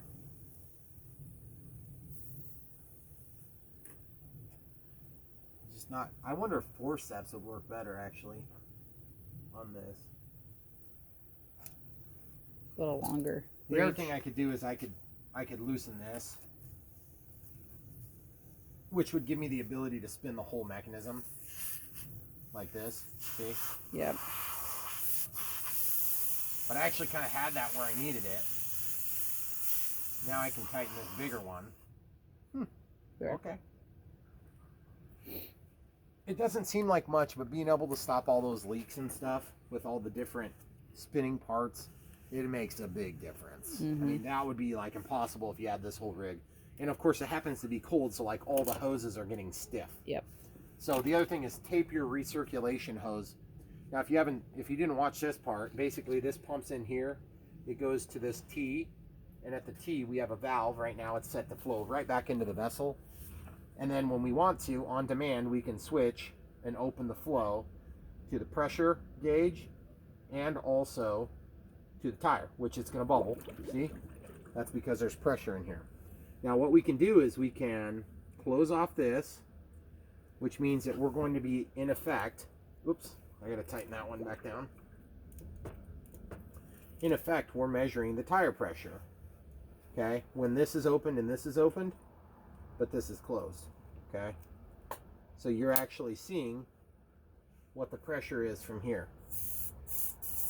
There's obviously pressure in there, but it can't be that much. So I think we're just gonna have to start pumping, because once we start pumping, then it's gonna move fluid in here. Okay. Okay, so we've got the heater today just to kind of help keep everything supple. But the last time we did this, we did not have a heater, so if we blow the breaker, then we'll have to obviously reevaluate that. It's on the low setting. Okay, so we've got that recirculating. We're just gonna let that kind of get itself ready to go. You can see it here. And then it's just going right back through, and it's making a slurry there.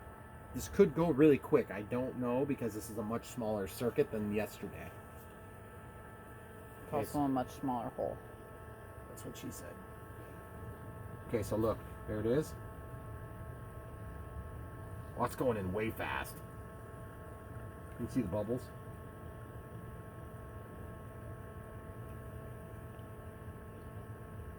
You can see it dropping, so it's fluid level.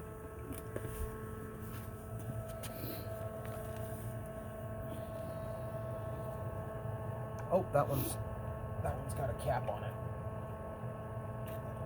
What is that? That's a new one. Oh. Yeah, we must have had that one Yeah. on the shelf. Yeah. Yeah, we did have a couple.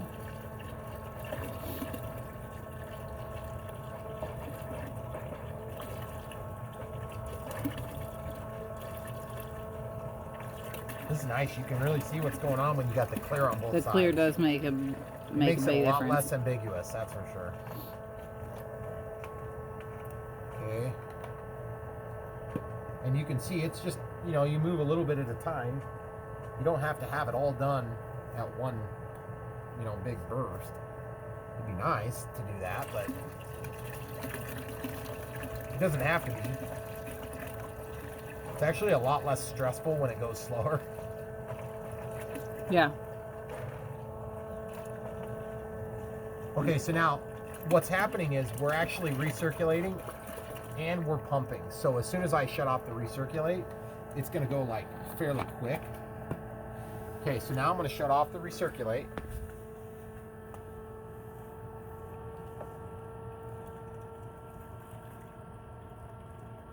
Now it's going in the tire, and you'll notice that the pressure is built up to almost 10 psi. It went from 0 to about 7. This gauge is not exactly the end-all cure-all for anything or anybody. It's kind of a crappy liquid gauge that you can get for about 10 bucks at the hardware store. So basically what we had to buy was these 5/8 barb to 5/8 male to female kits. It's like a hose repair kit. And I have one of those, and then we ended up building this one, so that's 2 and then 3. Those cost about $3 to $4, and then this thing costs about 10 bucks, and then that pump costs about 50-ish bucks. It's like the crappiest one I could find. Maybe it's 60 bucks now. So what do we have? Like that. 12, 22, 50. I mean, you're less than 100 bucks if you buy the clear hose and you pay sales tax on equipment, and you can fill as many tires as you want with that. Now you'll notice that this pressure, it's not like anything super excessive. We don't seem to be leaking any, which is really nice.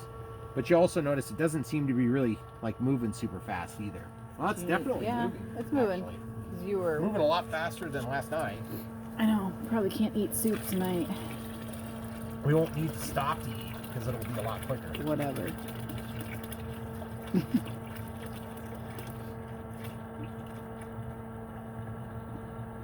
So basically you just kind of have to babysit it. And when you get to a point where you want to let some of the air out, you don't have to let it deprime. You can just open up this valve and watch what happens. Now the bubbles will be allowed to escape from here, and you can see the water level drop. And then you can just let it back in. You get a little bit of that air comes out. Once that air slows down a little bit, then you can rock and roll. Then it just starts going back in. It's a pretty straightforward process, guys. And that's just going to let you get a little bit more fluid through quicker. And then you just sit here and kind of tender it and make sure that it gets fluid when it needs fluid.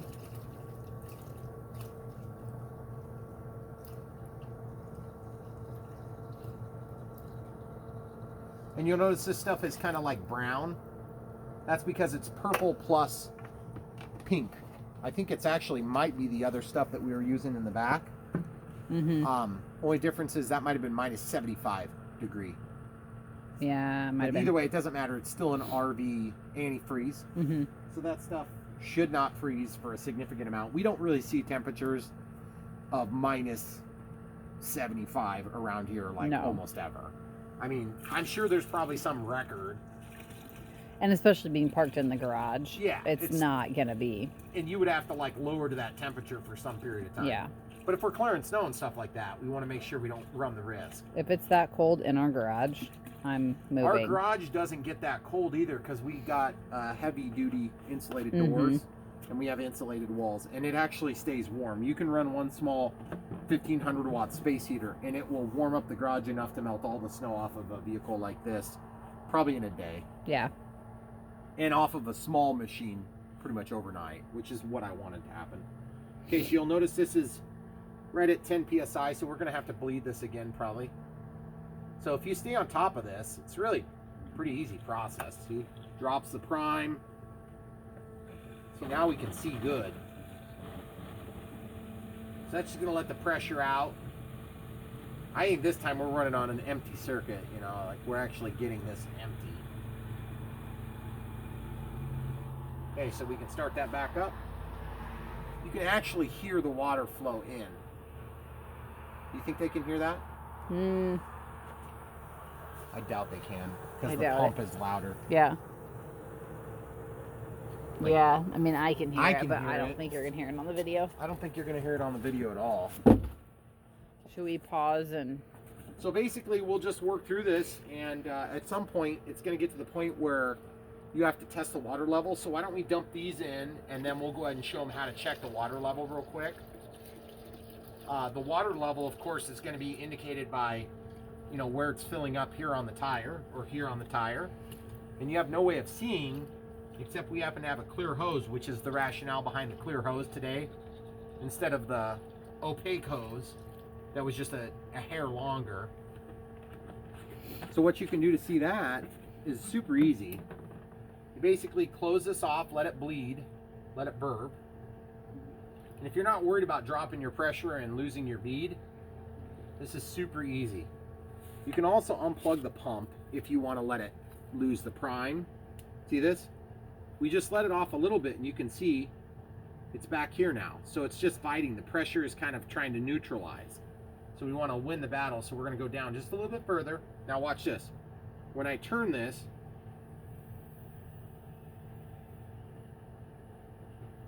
if you had water, you'd see water start coming back out. And I'm kind of losing my seat on those things.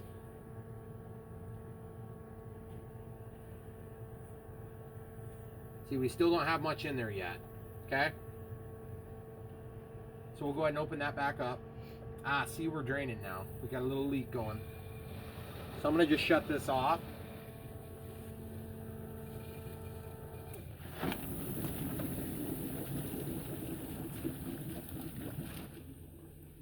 Sorry guys. So now I've plugged the air here and I've plugged the air here. We can hear it bleeding off a little bit.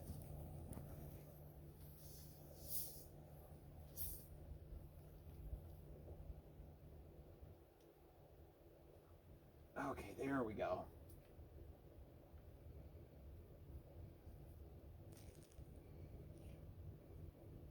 Okay. Oh, that's awkward. Okay, so now let's see. And of course I splashed. You want to try to keep it in the tub if you can. We also have this as a spill tray today. That'll keep in case we have a bead break and it leaks all over. Okay, so pressurize the system again. Open the recirc. Let it get to pumping. Move the air through the pump. Now that's just going in a circle here. Now we're going to open this back up and start remaking our prime. So now that's going to go in the tire. And the other thing that we figured out last night, I don't know if it was on video, when we were trying to test the level and we couldn't see the hose, when the air comes back through, you get that hot tub bubbly effect in your tub, but when it's liquid, it's just like that. Like it, Yeah. it just looks like this. So you can kind of tell the difference. Yeah, if you can't see it in your hose. Yeah. I'm going to turn this up and see if it breaks. I noticed a bit of a change in performance for a second, because now we've got the 1500 watts on there. Probably pushing it a little bit, but it's cold out here tonight.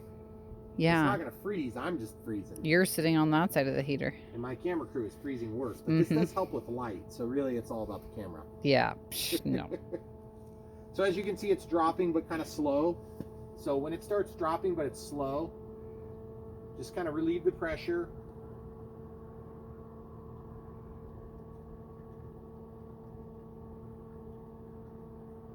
Actually, I just closed that off all the way. Now it's just going in. I had been bypassing somewhat there. You can also burp the valve here, but that's just going to spray water out. If I were to press this right now, it'd spray water out the side. Yeah. And I don't really have any interest in wasting product. So, what do we have? We have another 5 gallons to put in here, into there. Obviously, plus whatever's in there, which is probably about like 3 gallons or so. But it's making progress. It just takes time. So we'll come back and show you the process of shutting it all off. Okay, so we think we might be full. Obviously, our boxes are all taken care of here, so they're gone. So we have, this is full. The valve is open, and we're not recirculating at all. So it's just pumping straight in. And we have about 10 psi of pressure being exerted back. I can barely hear anything happening. And I'm going to show you the trick that I figured out, is if you bleed this back by going back to the recirculate, and then you watch the head drop down. Okay. So there's that, and then you can bleed it off, but you see it's flowing out. See, it's flowing out here. So we're full. I think so. Yeah. And then look. Yep. See how it's flowing? Is there a spot where it stops? Slows down there. So I think what I need to do is I need to probably turn off the pump. Now remember. Okay, so we stopped the air pressure. So we may need to turn that back on to get that little bit out. But you'll notice, look. You can turn this. There's water.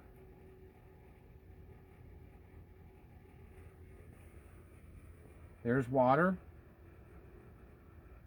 So there's water. So we're to about here. So if we try to go up above that, it's going to be pretty challenging, because you can see the stem goes in at a pretty low point. The other thing is we have this axle tips on the front. So we have it tipped all the way up, and we just blocked it in with wood. Obviously the loader is on the ground, so we've pushed up the front end of the machine. Rather than having a jack under there, it's just so much easier. Yep. But I think that's about all we're going to be able to get in there, which leaves us a couple of gallons. So the trade-off is the couple gallons will get us primed and ready for the other side. But these gallons, if we add them, are going to be on that side. So really, if I had to pick, I'd probably prefer to have it on this side if I was going to be putting extra on one side versus the other. But at a certain point, you kind of have to realize you're splitting hairs a little bit. Yeah. So there's also a certain amount that I could probably put back in that I just spilled out. So that's what we're going to try now. So we go over this with you because this is the parts that are hard to figure out if you're just doing it for the first time. Yeah. So we've done this a couple of times now. Okay, pump's on. Kind of running the pump a little bit dry. That's not good. Okay, this is closed off totally. So we can actually bleed air out. And you see that spitting? That's usually a good sign that you're full too. When it starts spitting a little bit of fluid. Okay, so this is full on recirculate. Right now. So now the pump is full on recirculating. So just going through here and back into the tub. Now, we have very little, so little pressure in this system right now, because this valve is opened and this valve is open, but it's closed here. So that means we're registering how much pressure's in here, but there's still some. Okay, not a lot, but there's enough. Now, You can see it drip there. I doubt we're going to be able to get too much in here. Okay. So we're just going to verify that's tight. Now I'm going to go ahead and open this. And I'm going to shut off the recirculate. I'm just going to try. I can hear it going in. My fear is it's just going to come right back out. Right. So you can see the water levels dropping a little bit. I'd really like to get it down to where it can not pick it up anymore. Because if I'm going to waste a couple gallons of windshield wiper fluid, it's not a big deal. And if we have an extra 2 gallons on one side versus the other, that's not critical enough to worry about. Right. But if you have like 70 gallons on one side more than the other, you might do that on purpose, but then I'm afraid there might be some ramifications for the differential over time. Because if we put an extra 100 pounds here, it might be kind of helpful because we have machines that hang over on that side, like our drum mower. And later on, if we get a sickle bar mower where you've got 600-700 pounds hanging over there, it'd be nice to balance it out. So we're going in. The pressure's built up to the proverbial 10 pounds of pressure, which seems to be about probably what this pump can generate. And it's down to the bottom now. There is the argument that you go ahead and fill it over the top of the spout. I would not recommend that you fill it over the top of your fill point, because it's just going to basically make it really hard to check your air. Because every time you go in there and you put a meter on it, it's going to get water in it. Yep. Now, is that going to destroy your meter? Probably not, but it's going to be kind of a mess. Right. Especially if you've got antifreeze. It's more sticky and tacky when it dries. This stuff is more like alcohol. Cows are Cows are really... singing. Okay, so now that we've done that for a minute or two, I'm going to go ahead and try to bleed off air. Probably coyotes. They come out. Yeah, it's coyotes. Yep. I'm going to shut this off because I want people to be able to hear it.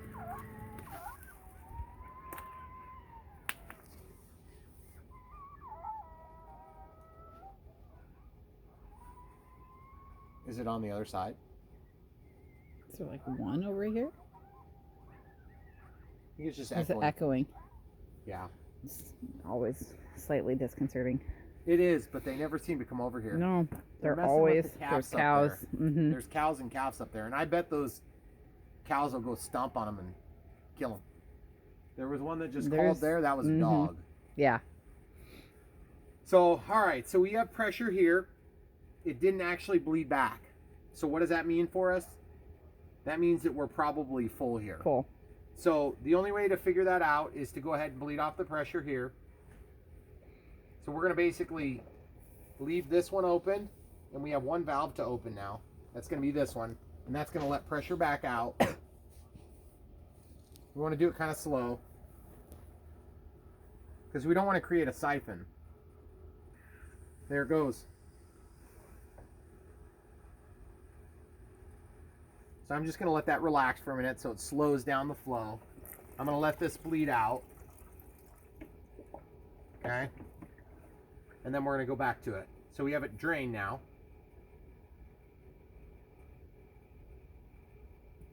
There's definitely water there. But if I were to open this right now, see?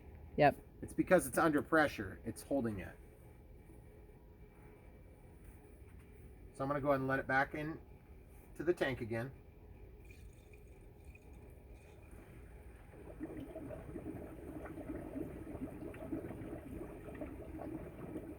There's your solid water, and there's your air. So I'm closing it off now.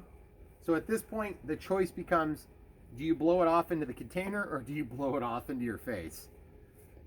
So we're going to go ahead and just do this until that stops fighting us. It's just air. And I'm going to just find the true 12 o'clock by whichever area drains the slowest. I'm going to close my recirculate line. No, that's not hurting us at all. Okay, so it's really slowing down. So you can see there's just water in there.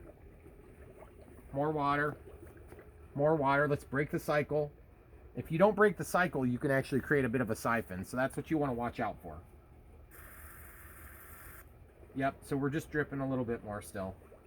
So you could, at this point, you could probably go ahead and cap it if you wanted to try to salvage that little bit of fluid that's right here. But this is about where it is here. Mm-hmm. And I just think we're just going to let it run back in, otherwise we're wasting it. Okay. Okay. So once that's done, we'll show you the exact process. It's really not that hard. You see the water flows faster when you get over to where you're in the water. Okay. Mm-hmm. Can you see that okay on video? See how it's flowing real slow? How about now? No, worse. Now it flows faster. Okay, so that's all you're going to get. You can also just go down here and let it flow and then bring it back up to the top to stop it. I think we're going to be done with that now. Okay. So I shut that, so that stops it. So now there's just a little bit of pressure trapped in there. So we got to pull this off and then put air pressure back in, which requires putting back in the valve stem, valve core, which is this thing. Okay, so that's going to allow us to put pressure back in.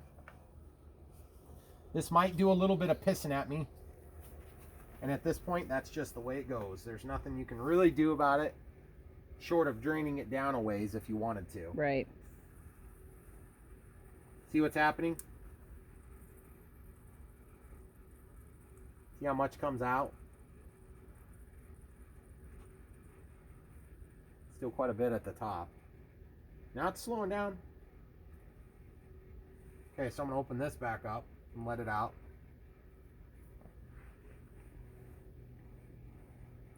That's all the more it is. I think it's basically stoppable now.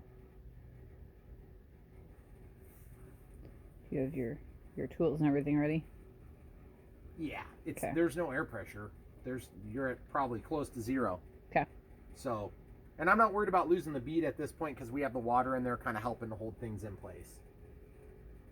So I think in this case, I'm going to have to break this here because it doesn't want to undo. Just an awkward spot. Okay, there we go. There we go. There we go. So now I got that spinning. It's just running now. So I'm just going to regrettably let it run a little bit more because you can see it roping up here. Mm-hmm. Yep, you can see that. You want to try to salvage as much as possible. We'll just let that work.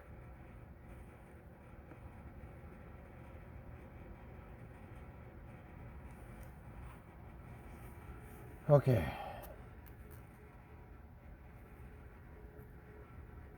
There's the water. Mm-hmm. There's where it stops. Because if you try to undo all this right now, you're just going to spill it on the ground anyway. Yeah.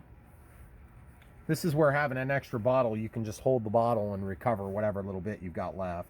Do we need to pause and grab one? Nah, we'll just let it rope for a little bit. It's Okay. kind of fun to watch it. So we're just letting it go. Just letting it go. There's no pressure to speak of, so we don't have to worry about that. I do see some right here, but I'm pretty sure that was from drips. Yeah. Yeah, that's from drips. It dripped down into the rim and then over the edge. Yeah. I was watching it. Okay, so now at this point, I'm going to go ahead and just grin and bear it and take it off. Okay. Okay.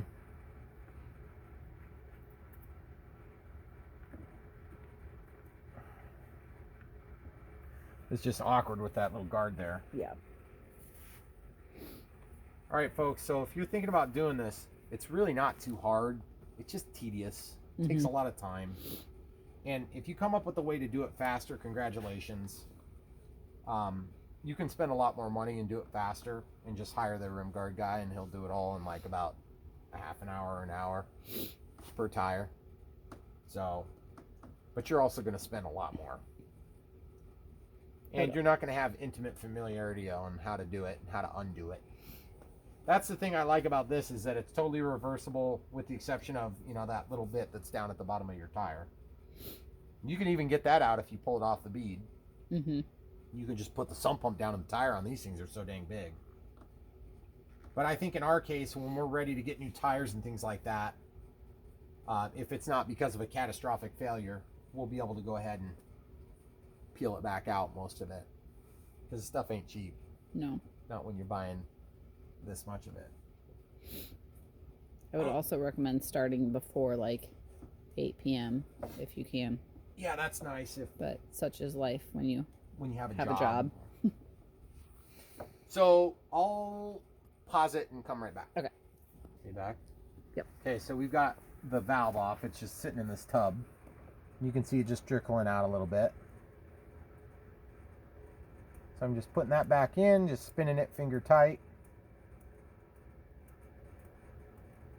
Okay, so it's in there now to where it's not flowing anymore.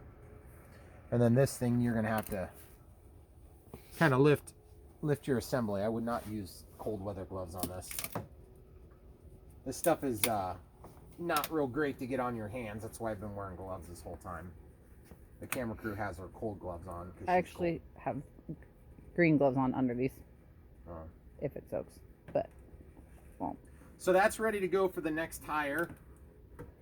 You just want to get it where it's going to spill back in.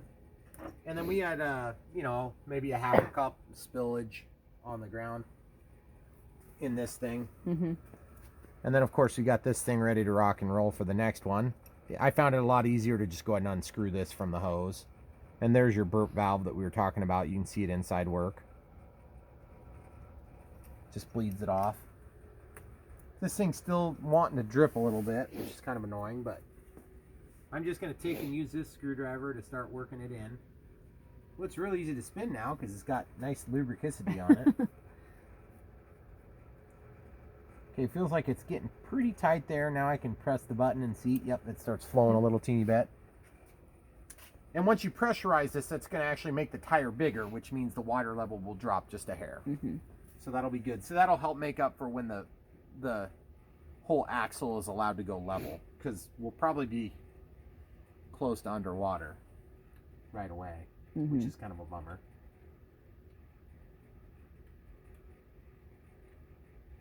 This doesn't work good at all on this. It does not. That cross style. So if you're buying these, guys, just keep that in mind. That's going to be a bit of a problem for you. We're going to have to get the right one now that we have these tires.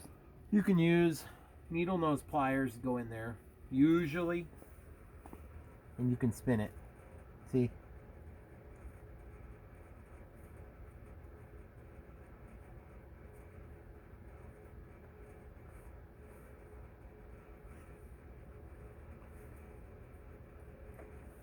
I'm actually hanging on to the release mechanism when I do that. Then this thing. Yeah, I think we're already tight. So we're good. Okay. All right, so the last step, of course, is to get air in there. So we're going to go ahead and look at that next. We'll pause it while we get the air lines pulled. Okay, so we got our pressure gauge here. So this is where you're going to run the risk of getting a little bit of liquid in your stuff.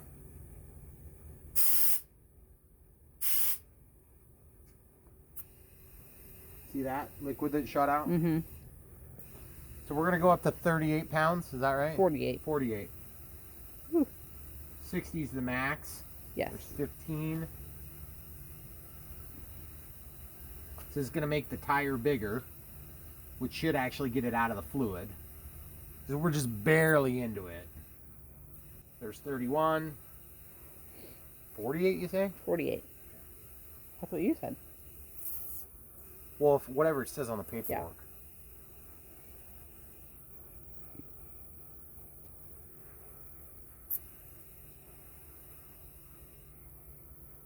$45. There's 48. Okay? Okay. So you'll notice it's not coming out with water now. Just air. Okay? But you saw how fast we lost 2 psi. Yeah. That was from just like a momentary push. So this one's done. That's all there is to it, guys. I don't even think we're going to show any more because this process is so much fun to watch. I can't believe you're still watching now. But if you are a true supporter of the channel. Mm-hmm. We went into like a million times more detail than any other YouTuber that covers this process. And that's typical for our channel. So if you like what you saw and you're not like in prison currently and you have other things you could be doing, thank you for watching that much video. Also, we're learning a lot, so we're trying to share that along the way. Some of the stuff we know, and then some of it we're just figuring out as we go. But the camera crew is my wife, and we do mostly radio-controlled airplanes. You may have noticed from the channel. But kind of dark. Yeah, we can't be flying right now. And it's been very busy at work, and it's going to be a busy month. And so I'm not sure what that's going to mean for YouTube videos. But this has to be done because we need to reclaim all the space that this stuff is taking up in our garage. Yeah. There's a few other boxes sitting in our house, though, so there is stuff coming. There is stuff coming. Promise. It's not this. It's not this. It's radio-controlled stuff. Yes. Come back. YouTube, we're back with your favorite, more farm stuff. We've got this Kioti 60, it's a DK6010SE HST, which stands for hydrostatic, of course. And we're going to do wet tires on this gigantic thing. And these reasonably big front tires that were almost as big as our back tires on the 1025R. So as you know, here a few weeks ago, we took the water weight that we had added, the ballast that we had added, which was negative 35-degree washer fluid. And then there was one case of negative 50 or negative 75 antifreeze that we got by accident. So it was a long story. But anyway, long and short it is, we've got that purple stuff. We're going to use it in the fronts. It should be about the right amount, which is going to add about 208 pounds to this. And then we're going to put the balance of it in this. And when I say the balance of it, that would be 15 cases of RV and marine antifreeze, which is not supposed to really be diluted with water. It's not just like your standard engine antifreeze. This is just like, you know, for storage of devices that would normally be wet. But it's also good because it weighs just a little bit more than water, and it weighs just a little bit more than a washer fluid, but it is a little bit more expensive. It also has a lower freezing temperature, which is going to be minus 50. And my understanding is that when it does freeze, if it should freeze, which is hopefully we're going to avoid that because it'll be in the garage, then it's not supposed to bulge and expand as much as water would, because obviously that's why water is bad in a tire. That and then corrosion. So there's also an anti-corrosive in this stuff, so it's safe to put in. And I mean, you don't want to leak it all over your yard. So if you get a leak, you're going to want to find where the leak is. It'll spray out, and you can turn it to the top or to the 12 o'clock position, and then you can fix it just like you would fix any other tire, but it'll just be a mess. So anyway, hopefully we don't have that problem. I know that other people in the past have had that problem at some point in their existence, so hopefully we're not part of that group. At this point, our most important thing we're trying to do is make sure that we have all our calculations right before we make it too tall to fit in our garage by doing this process. So as you may have noticed in previous videos, we talked about the height. The height of this tractor right here is supposed to be 92 inches at the top. We have found it to be a little bit bigger. And I think part of the reason it's bigger is because the sizing was based on an agricultural tire, which is strange because these tires, I believe, are ag tires, but they are of an industrial size class, which is good for us because I can add a lot more weight in the industrial size as opposed to the agricultural size. I don't know why that is. Maybe Titan Tire makes an industrial size. So anyway, the tires sizes are marked here. Obviously, when you're looking at tire size, this always screws me up. It's 14.9-24 in this case. So 24 speaks to this, okay? And you're like, but wait, the rim is actually 26. No, it's where the bead actually is. So this is 24.5 would be about to here, okay? You see where the tip is? So that's 24.5, or 24 rather. So the bead is like down here, okay? I think they call this, might be like a rim guard or something. I'm not sure. Either way, it doesn't matter. That's the size it is. The other thing is that tire manufacturers and tractor manufacturers are notorious for putting oversized tractor tires on so that you get like a bigger tire. I don't really understand all the ins and outs of that. I just learned that when I was first starting my search for tractors a couple years ago. So then the other measurement is going to be your 14.9. So 14.9 decimal values of inches. So it's going to be something like this, okay? So 14.9 inches wide, okay?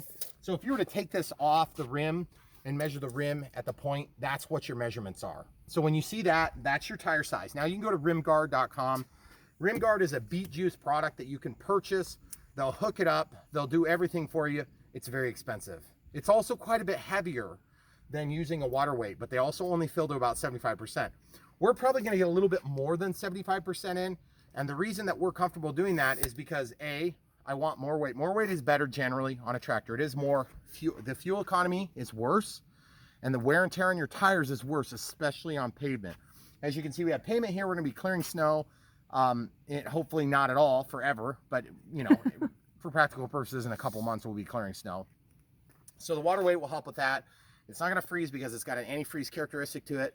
And also it's going to help with ballast, which is the primary thing. So as you can see with the forklift on here, we got the forklift attachment. We just did a video the other day showcasing this adapter from Titan. This is actually this is a fork carriage from Titan that we got with 48-inch forks. You can get it with 60-inch forks, 42-inch forks, 36-inch forks. You can also get extensions there too. So if you want to get a shorter fork and extensions. But either way, you can also get that with a quick tack attachment, which you wouldn't have to have this adapter, but we wanted to be able to adapt to any John Deere product or quick tack product, which is really nice. So now we can do any of it.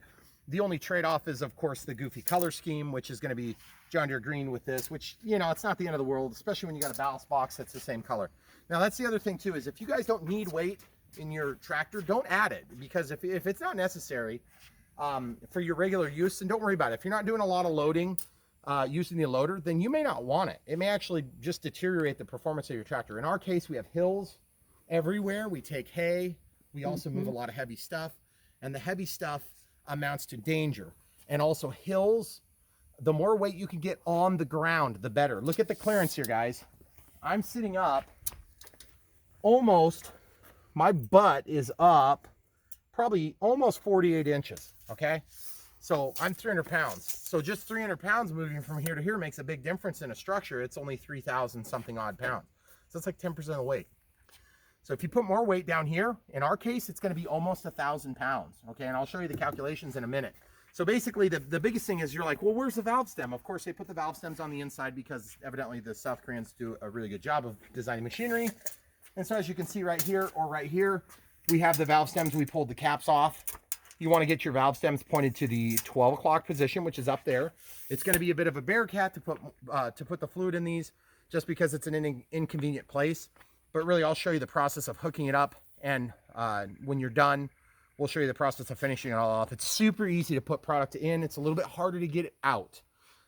We learned that. We spent about a day, well, like a useful day, so like 5 hours of the daylight, taking the product out of our smaller tractor. Now, in a bigger tractor, you're going to have a larger volume from here to here.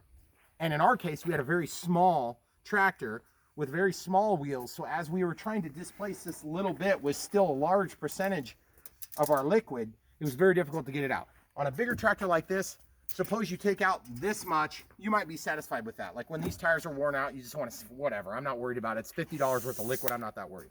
So just get it off when you break the bead, and then you can dump it on the ground and put some oil dry out or whatever. So we're gonna go through the process of filling these. Obviously you wanna use some ballast if you're doing any loading. It's a safety factor. You really need that because you can get killed tipping these things over. It's happened to many people in the past, so just don't shortchange yourself. Also, same thing out here. They have valve stem protecting covers here. So that's gonna make it a little bit harder to do this just because there's more stuff in the way, but it's gonna be so much better when I don't have a valve stem get ripped off and I'm spraying fluid everywhere. So without further ado, let's talk about our initial math, and then we'll go ahead and drive it into the garage and show you how we calculated everything. So my initial measurements, I was 23 point, well, let's talk about the front because it's easy, 49 PSI and 48.5 PSI. Okay, that's not gonna impact the height of the tractor very much, okay? Because obviously the height that we're concerned about is just that top point on the cab, okay? So like obviously nothing up front's really gonna matter because you're just gonna pivot forward or backward. It's not gonna make a big impact. It might make a 32nd of an inch impact if you had them at 10 PSI higher. It's not gonna be anything. Yeah. So in this case, we're only worried about the rears. The rear max PSI is 35. The front max is 60. Okay, so we're well within range here. Okay, so we're just gonna replicate this. That seems to be good for what we've been doing so far. Now, initially I found this tire at 23.5 and I found this one at 20. I believe that the distributor, sorry about the messy drawings, the distributor was trying to help me with this, okay? So that I wouldn't hit. This door happens to be just a little teeny bit shorter than that door. I don't know why. Hardy plank siding is thick. So if you get an 8-foot door, this is what you're gonna find. You're gonna find like a 92-inch opening, and you see the crown on this? See how this is tapered down, guys? You gotta keep an eye on that if you're gonna ride the line like this. See this? I'm measuring very carefully here, and I'm at about 94 1/4, okay? If I were to completely flatten that, you'd be close to 94 1/4. So I'm gonna call it 94, and that's all the way up. That's supposed to be 92 high. You'll notice that we hit. And we're gonna show you that now. Now, what else have we calculated? We calculated the overall weight of these. These are 8.5 pounds gross, 555, 555. Okay, so we're gonna add about 51 pounds gross. So when we're done with the first set, we'll go ahead and empty them. I already know that these weigh about 1/4 pound each. So if you figure on 6 quarters would be how much? 6 quarters would be 1.5. Okay, so 0.25 times 6. I like calculators at 1.5. It doesn't trust me. If we subtract that from our 51 pounds, and we're going to yield about 49.5 pounds minus the container, that's going to give us about 49.5 pounds per case. Okay, so if we take that times the 15 cases that we purchased, that's going to be 742 pounds, and 742.5 is up here as well. So we already had about 208 pounds.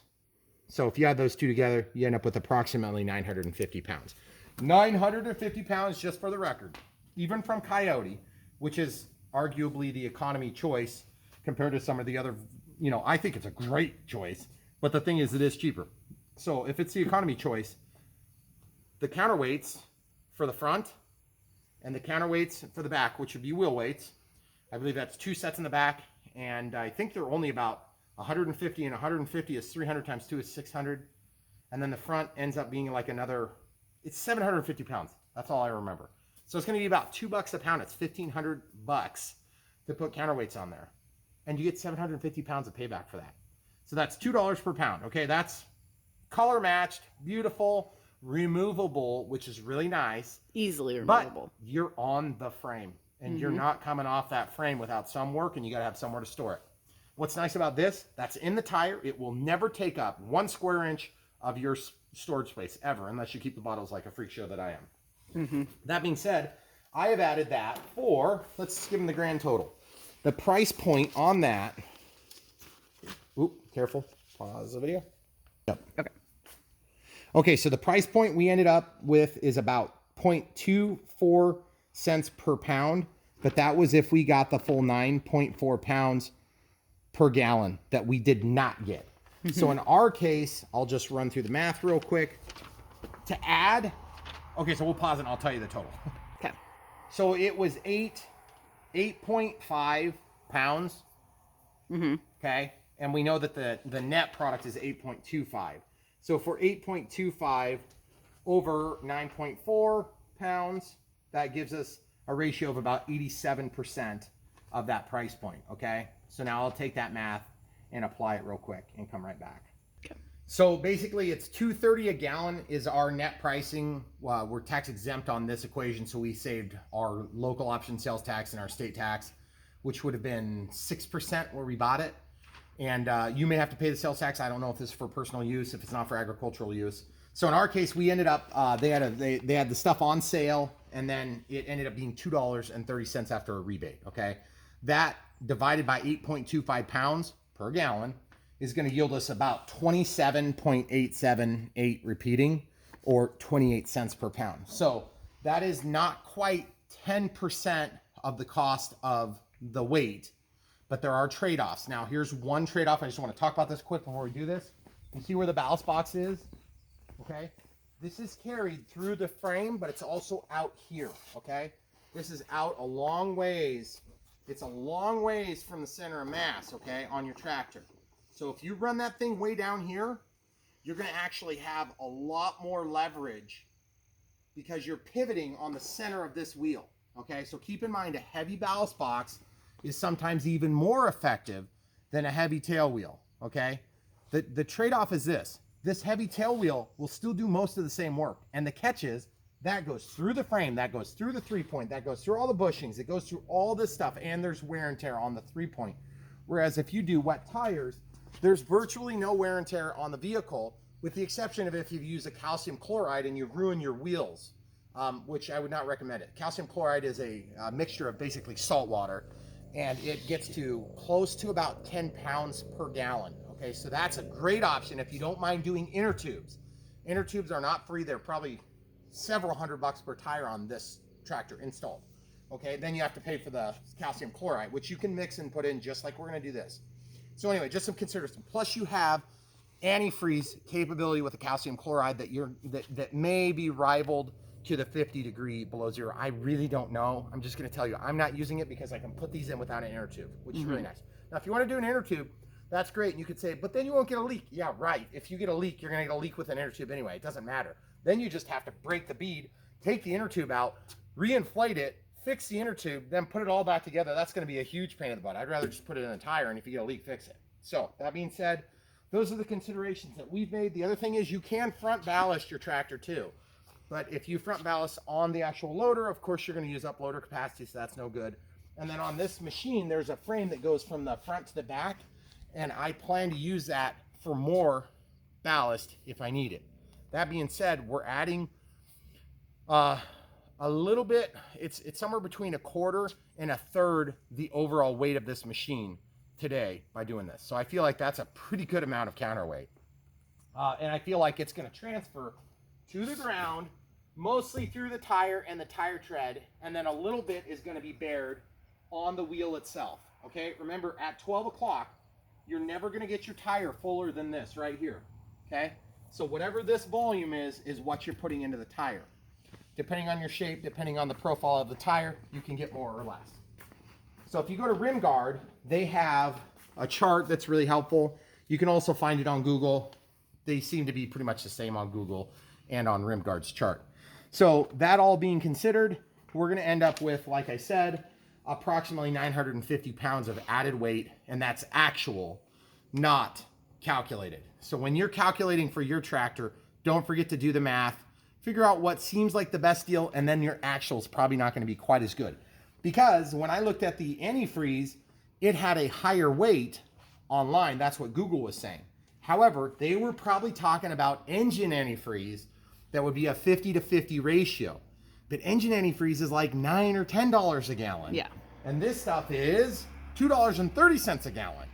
So by the time you take 9 divided by 2, and you're going to have a basically a higher freezing point, so you're going to end up with, you know, a few different trade-offs. I would not recommend doing the engine antifreeze. Plus, this has, what does this have? Corrosion inhibitor. And then, of course, a dye. So, and then all the rest of that crap. But I'm just mostly concerned about the corrosion inhibitor. So I'm sure there's going to be some corrosion inhibitors in the coolant that's going to go into your engine as well. But just weigh all these things into your decision-making process and go for it. Now, I think probably what we're going to do is we might actually start our video with a fill process, and we'll show you guys this all at the end. The calculations are all correct. Now we just need to demonstrate going into the garage so you can see just how tight it really is. And we'll actually let the camera crew ride on the ballast box so you can watch it hit the weather strip. So remember, we've lowered the PSI in the tires down to an acceptable level, and we're going to have to replicate that when we're done. That's very critical. Okay, so he's just gonna back in right now. And then when he comes back out, we're gonna try and get the valve stems lined up at the top if we can.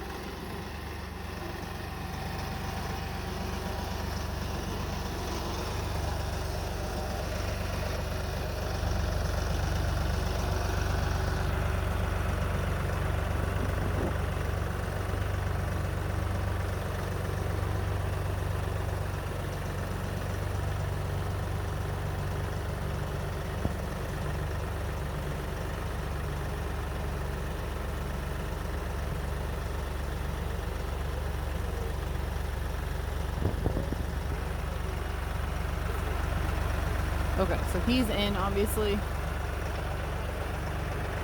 We'll show you how close it actually is. Okay, so we're going to show you just how close it is. Okay, camera crew, you ready? Yeah. I'm going to go slow, I promise. Okay. This is where we say don't try this at home? Don't ever ride your implements. No, never. Not even for YouTube. Nope. Okay. See the weather strip? Yep. Here she goes, right? Nope, not yet. Touching? Not yet. Almost. You're almost to that tall part. Okay, there it goes. And then you're past it. Okay, so I'm going to drive back out, guys. Okay. Yep. Okay, duck. Okay. All right, so what we'll do is we're going to go ahead and get parked with the valve stem up, okay? Just stop slowly. You wanna get down? Sure. Sure. Okay. Nope. Okay, you're gonna pull up. Show them the whole process. The other thing is move your ballast box if you're using it to the same position, because that will affect your PSI. Yeah. Okay. And same thing with the loader. If you rest your loader on the ground for normal operation, like when you park, make sure it's parked on the ground or it's lifted up. I have mine lifted so that everything that we tested was in the condition it's going to be going through this threshold. Yep. Okay. So we'll get in position and show you how to get the top of the valve stems pointed up. Okay, so we're trying to get the valve stem vertical at 12 o'clock. Right there. Yeah. Okay, so I'll brake. I'll throw the brake. Now, I promised you guys lights the other day, so now you can see the way the lights work. It's not totally dark yet, but it definitely creates a lot of light. There's a little bit of a blind spot on the sides. You got to take care of that.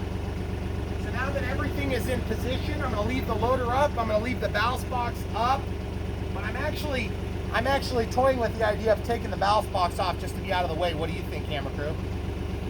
We just did all our measuring. No, I know, but we can take the ballast box off and then fill. We don't care about the measurements now.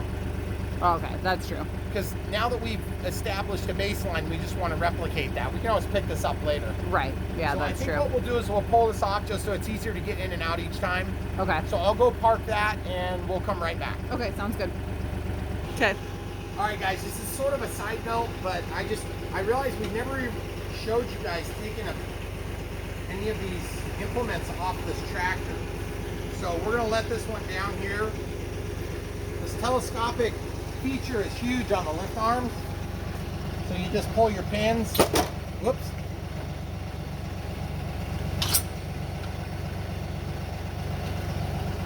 Then you can press that if you want. Oh shoot, I forgot to release that. Okay, so now you can actually lock that wherever you want. I'm going to actually lock it a little bit further up, and I don't really necessarily need that hooked on right now. And then all I got to do is throw this back in, and then this side, undo this,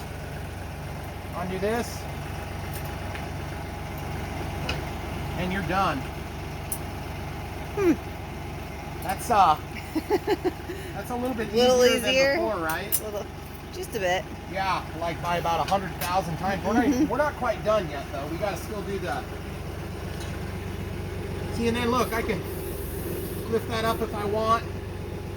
Take the pressure back off of that. We'll have that ready to go. See, we can raise and lower this to get it out of the way now. Yeah. Of course, we got to get the top link off. So in this case, I've got it most of the pressure off, so I can probably just pull this. Yeah, that's a lot. See what's happening? It's just pivoting. I could drive backward a little bit, but I'm not going to do that. That's too much work. See, it's pretty easy to spin. So I'm just going to let it down to the ground. And then you got no pressure on it. Slips right out. Put the top link pin back in. And then we can store this out of the way. So it's ready to pick back up when we're done. But boy, I tell you what, having this is a humongous aid. It helps so much. Now we're going to drive back to where we were until we get the valve stem up.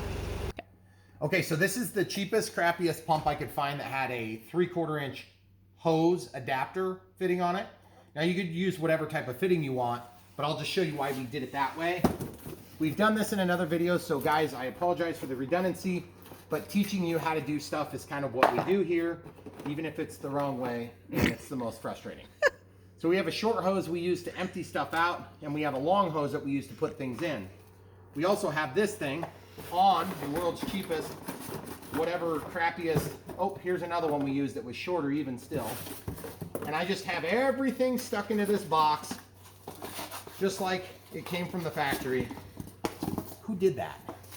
That's ridiculous. Let's think. So here, talk to them about this while I untangle things. That's the size of the pipe, or the hose. Ooh, okay, hold on. Okay? It shows the ID, the inside diameter, and the outside diameter. So that's the clear vinyl tubing that we're using. this particular pump came with this adapter. Why did you step away from me? Because I was trying to focus, sorry. Stay. See this? It's threaded on the inside, and then this has a barb fitting on the outside. So if you're using this for a sump pump, that's a nice fitting. I'm not really using it for a sump pump. We're using it to go into this barb fitting here. Okay? So we got this little barb fitting, which is going to be, I believe, a 1/4 OD. And then that can stab into here and make a nice seal. The reason this size works so nicely is if you have a conventional tire valve stem, then you can take this, look guys, and you can screw this onto your valve stem without an adapter, okay? Now these have a big, huge, see that? Mm-hmm. They have a big, huge one. So you could actually get a bigger pipe that would allow you to pump in faster. That would be what a smart person would do. We're gonna use. So we're not gonna do that? We're not gonna do that. So I'll be right back with a stem remover tool. Okay. So this is a valve removal tool, okay? So you use this thing and it goes in and allows you to remove the valve. Now that's gonna take all the air pressure out of this tire too, which is gonna be kind of like crazy. And I'm a little bit nervous it's gonna like blow the valve like into my neighbor's yard. So I'm just gonna demonstrate how this works on here, okay? So there's that little air release thing. See? And then you put this in there and it's like a flat screwdriver and you just spin it, okay? And then that's gonna actually take the valve stem out, or not the valve stem, this is the valve stem that's touching my thumb and index finger of my left hand. This is actually the valve, see?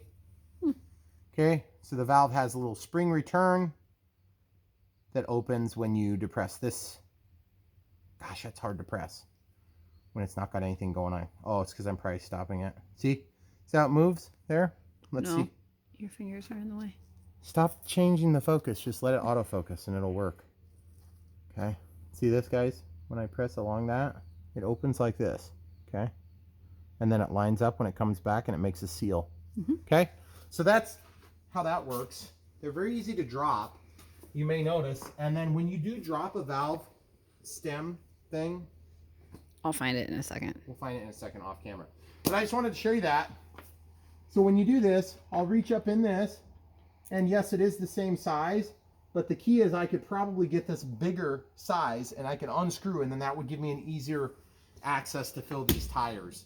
And that would be what a smart person would do, but we've already elaborated on that earlier. So we'll pause, find the valve stem, and then get that one ready to pop out. And you guys, we'll make sure to film it in case it shoots. Ah, there it is. Yep. Yes, it went all the way under the course. center of the tractor. Of course it did. Why would it not go like right here where we could grab it? So to return that is super easy. What you do is you line up straight over the top of your kitty litter, which is used for cleaning up messes and or catching. And by our kitties. And our kitties also like to crap in it. So you just tighten that until it's tight, and then you're ready to rock and roll. So this is obviously a little bit small for this tire. Probably. But we're going to go ahead and do this one here in just a few minutes. Now, the other thing too that you're going to potentially want to have is going to be a jack. Okay, so we'll get the jack out and come right back. Yes. Okay, so this is a jack. It's just a regular floor jack. It's 3 tons rated. So 3 tons is plenty for this tractor, because even once we make the tires wet, we should still be within range. Now, if it was loaded bucket at all, it would be right on the edge. So you want to make sure you have something that you can take the pressure off, because once you reduce the air pressure on this, then it's going to want to tip over and like fall over and cut the sidewall and all that, because all the weight, well, at least about 1/4 of it's going to want to fall back here, depending on the weight distribution of the tractor. So I'm going to get this thing ready to rock and roll. It's going to be super easy, but you do need to have some sort of a jack. It doesn't even have to be a floor jack. You could use a bottle jack, because look how high it is.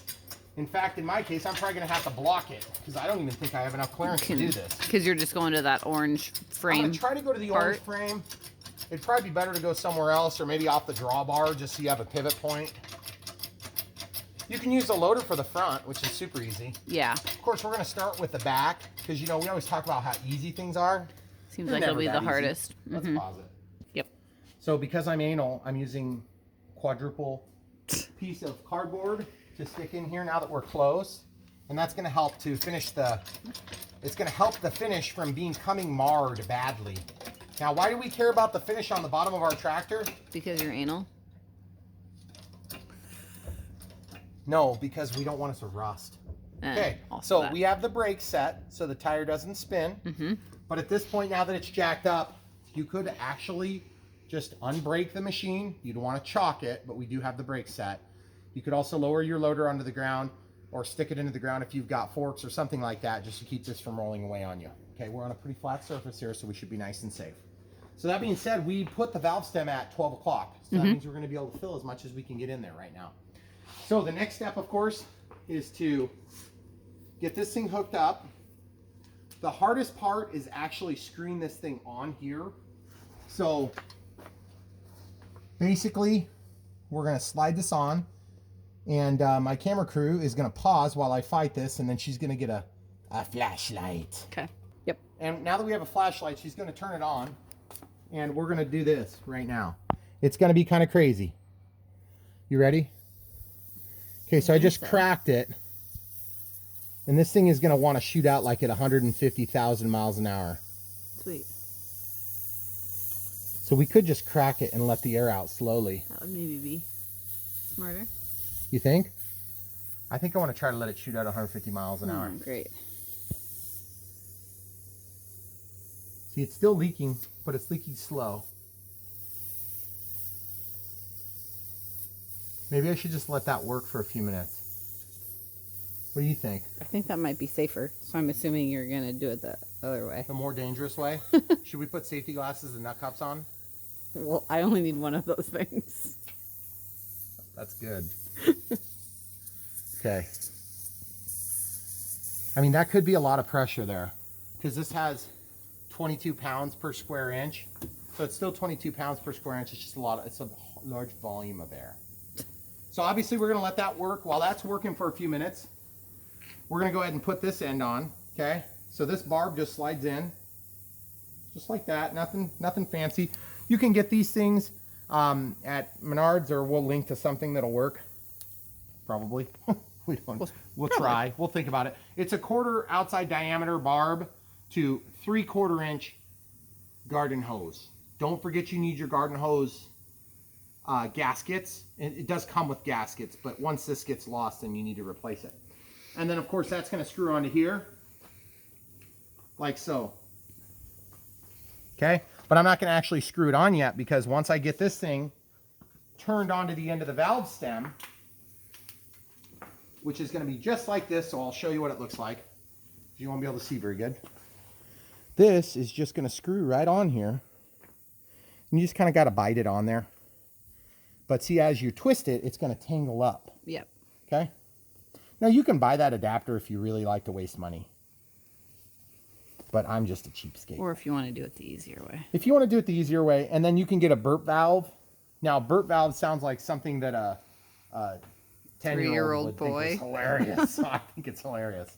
But really, what it does is it allows, after you put water in there, the water is going to build up the pressure back in this tire. And you want to know what works great as a burp valve? You lift this up and bubbles come out of it, and then you put it back in. You don't even necessarily have to shut the pump off because of the type of submersible pump that we're going to be using. So, that being said, in order to run this thing, usually we run it with an extension cord, but we happen to be very close to an outlet, so it'd be kind of cool if we could just not use an extension cord. But the extension cord does make it quite easy to plug and unplug when you need to burp the system. You don't even need to lift it out of the water. Okay? Just turn it off. Just turn it off. Just unplug the thing. Here's the precautions if you want to call Aqua Pro. That's if you guys are really curious about that. So we're going to plug that in a minute. Let's let this work for a few more minutes. And actually, now that we have that thing, we could lower it and put all the weight on it, and it would just like probably force it out and break the threads out of that thing. So I think I'm done screwing around. Time for this thing to come out. Okay. You ready? Cover your important parts. Okay. All right. Are you ready? Mm-hmm. It's probably going to be still a crap load of pressure in there. Oh, it's still not out. What the heck? This thing must have a lot of threads on it. I'm just pushing the button now for a minute, just to see how much wants to come out. Oh, by the way, this other tool back here, I think that's a deflator. Oh. So I guess I could try that too. I've never actually used that because I've never feared for my life from a tire. I probably should have, but I didn't know any better. There's your deflator. You just press it, and then 6.5 months later, the air's out. Mm-hmm. We maybe should have started this before it got dark. You know, that would have been smart. Put that down on my list of things to do next time. Okay. Okay, so we'll pause, we'll get the air out, take the valve out, and we'll come right back. Okay. Yeah. All right, going. 6 months later, No. I just want to show you what happened. Watch, guys. See?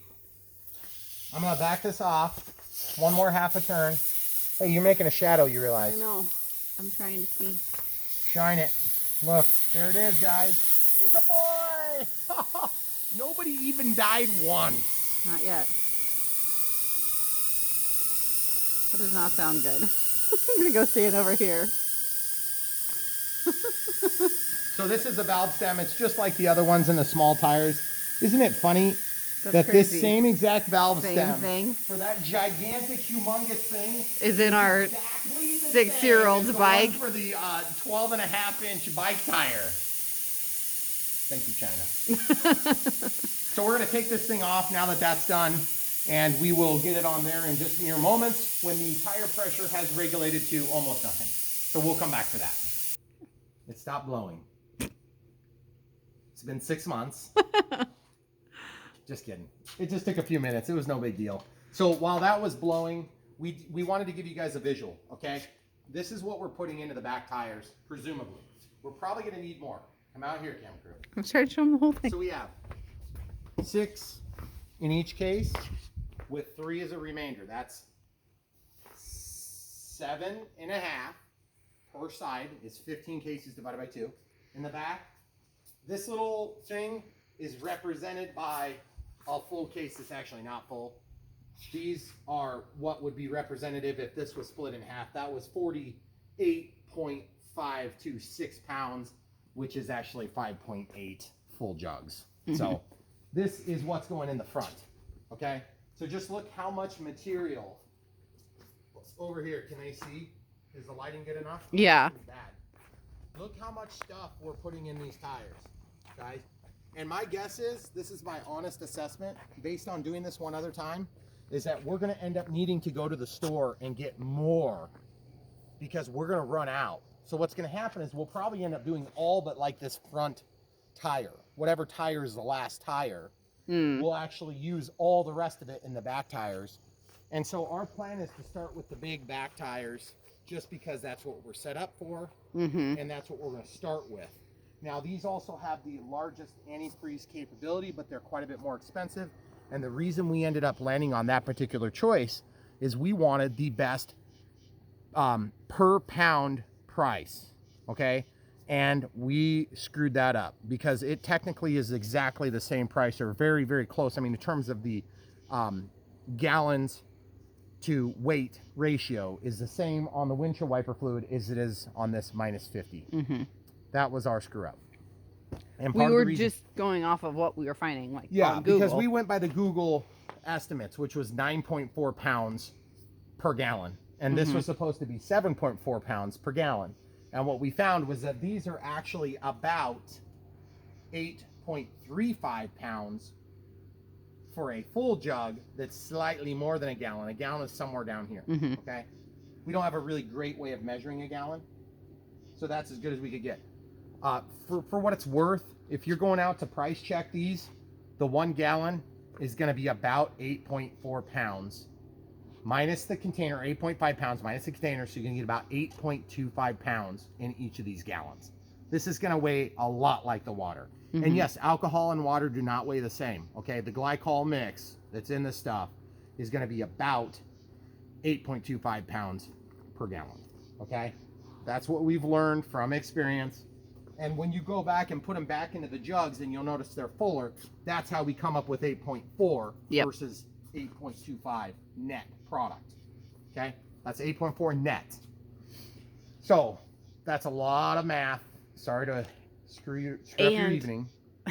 Like the 55-gallon drums, it was the same It was price the same per exact gallon price per or gallon. more. It was actually more expensive, but the key is if you have a distributor in your area that will bring them out, that would be nice, because this is kind of a pain to pick up this much material. It's a lot. It's I mean, like, I have a 1-ton truck and I can get it home without any problems because we're not that far from the store. Maybe if you're further away, it might be a bigger factor. But that being said, without further ado, the next step we're going to do is go ahead and get these things hooked up, and we're going to start pumping product in. This is empty now. There's 0 PSI, and look, I can't even move it. Okay, my jack is pissed off at me too. Okay, so there's no pressure on that. That is a stiff That's tire. crazy. That is incredible. So when we come back, we'll be shooting stuff into the tires. Okay. So if you guys are watching this at this exact juncture in the video, we're probably just about to wrap up our interlude, which is at the end. Wrap up our introduction. So the interlude is long and boring. So what we'll do is we're going to go ahead and sandwich our afterlude, and you can watch the interlude and afterlude, and you can see all you want to know about all the math and everything. But we're going to start the video with pumping product in. So if you've already watched this whole video, we appreciate you. We're sorry that you don't have anything better to do than to watch this awesome video that's well documented. And look at the attire. I know the shorts. He is wearing shorts actually. Maybe. There'll be more. We'll talk about the afterlude. What color gloves are you wearing now? These ones are blue. I kept ripping them. Sorry. I didn't know my camera crew was so concerned about my gloves. So we'll show you the afterlude after this little intro part. And at the very beginning, we're going to show you pumping it.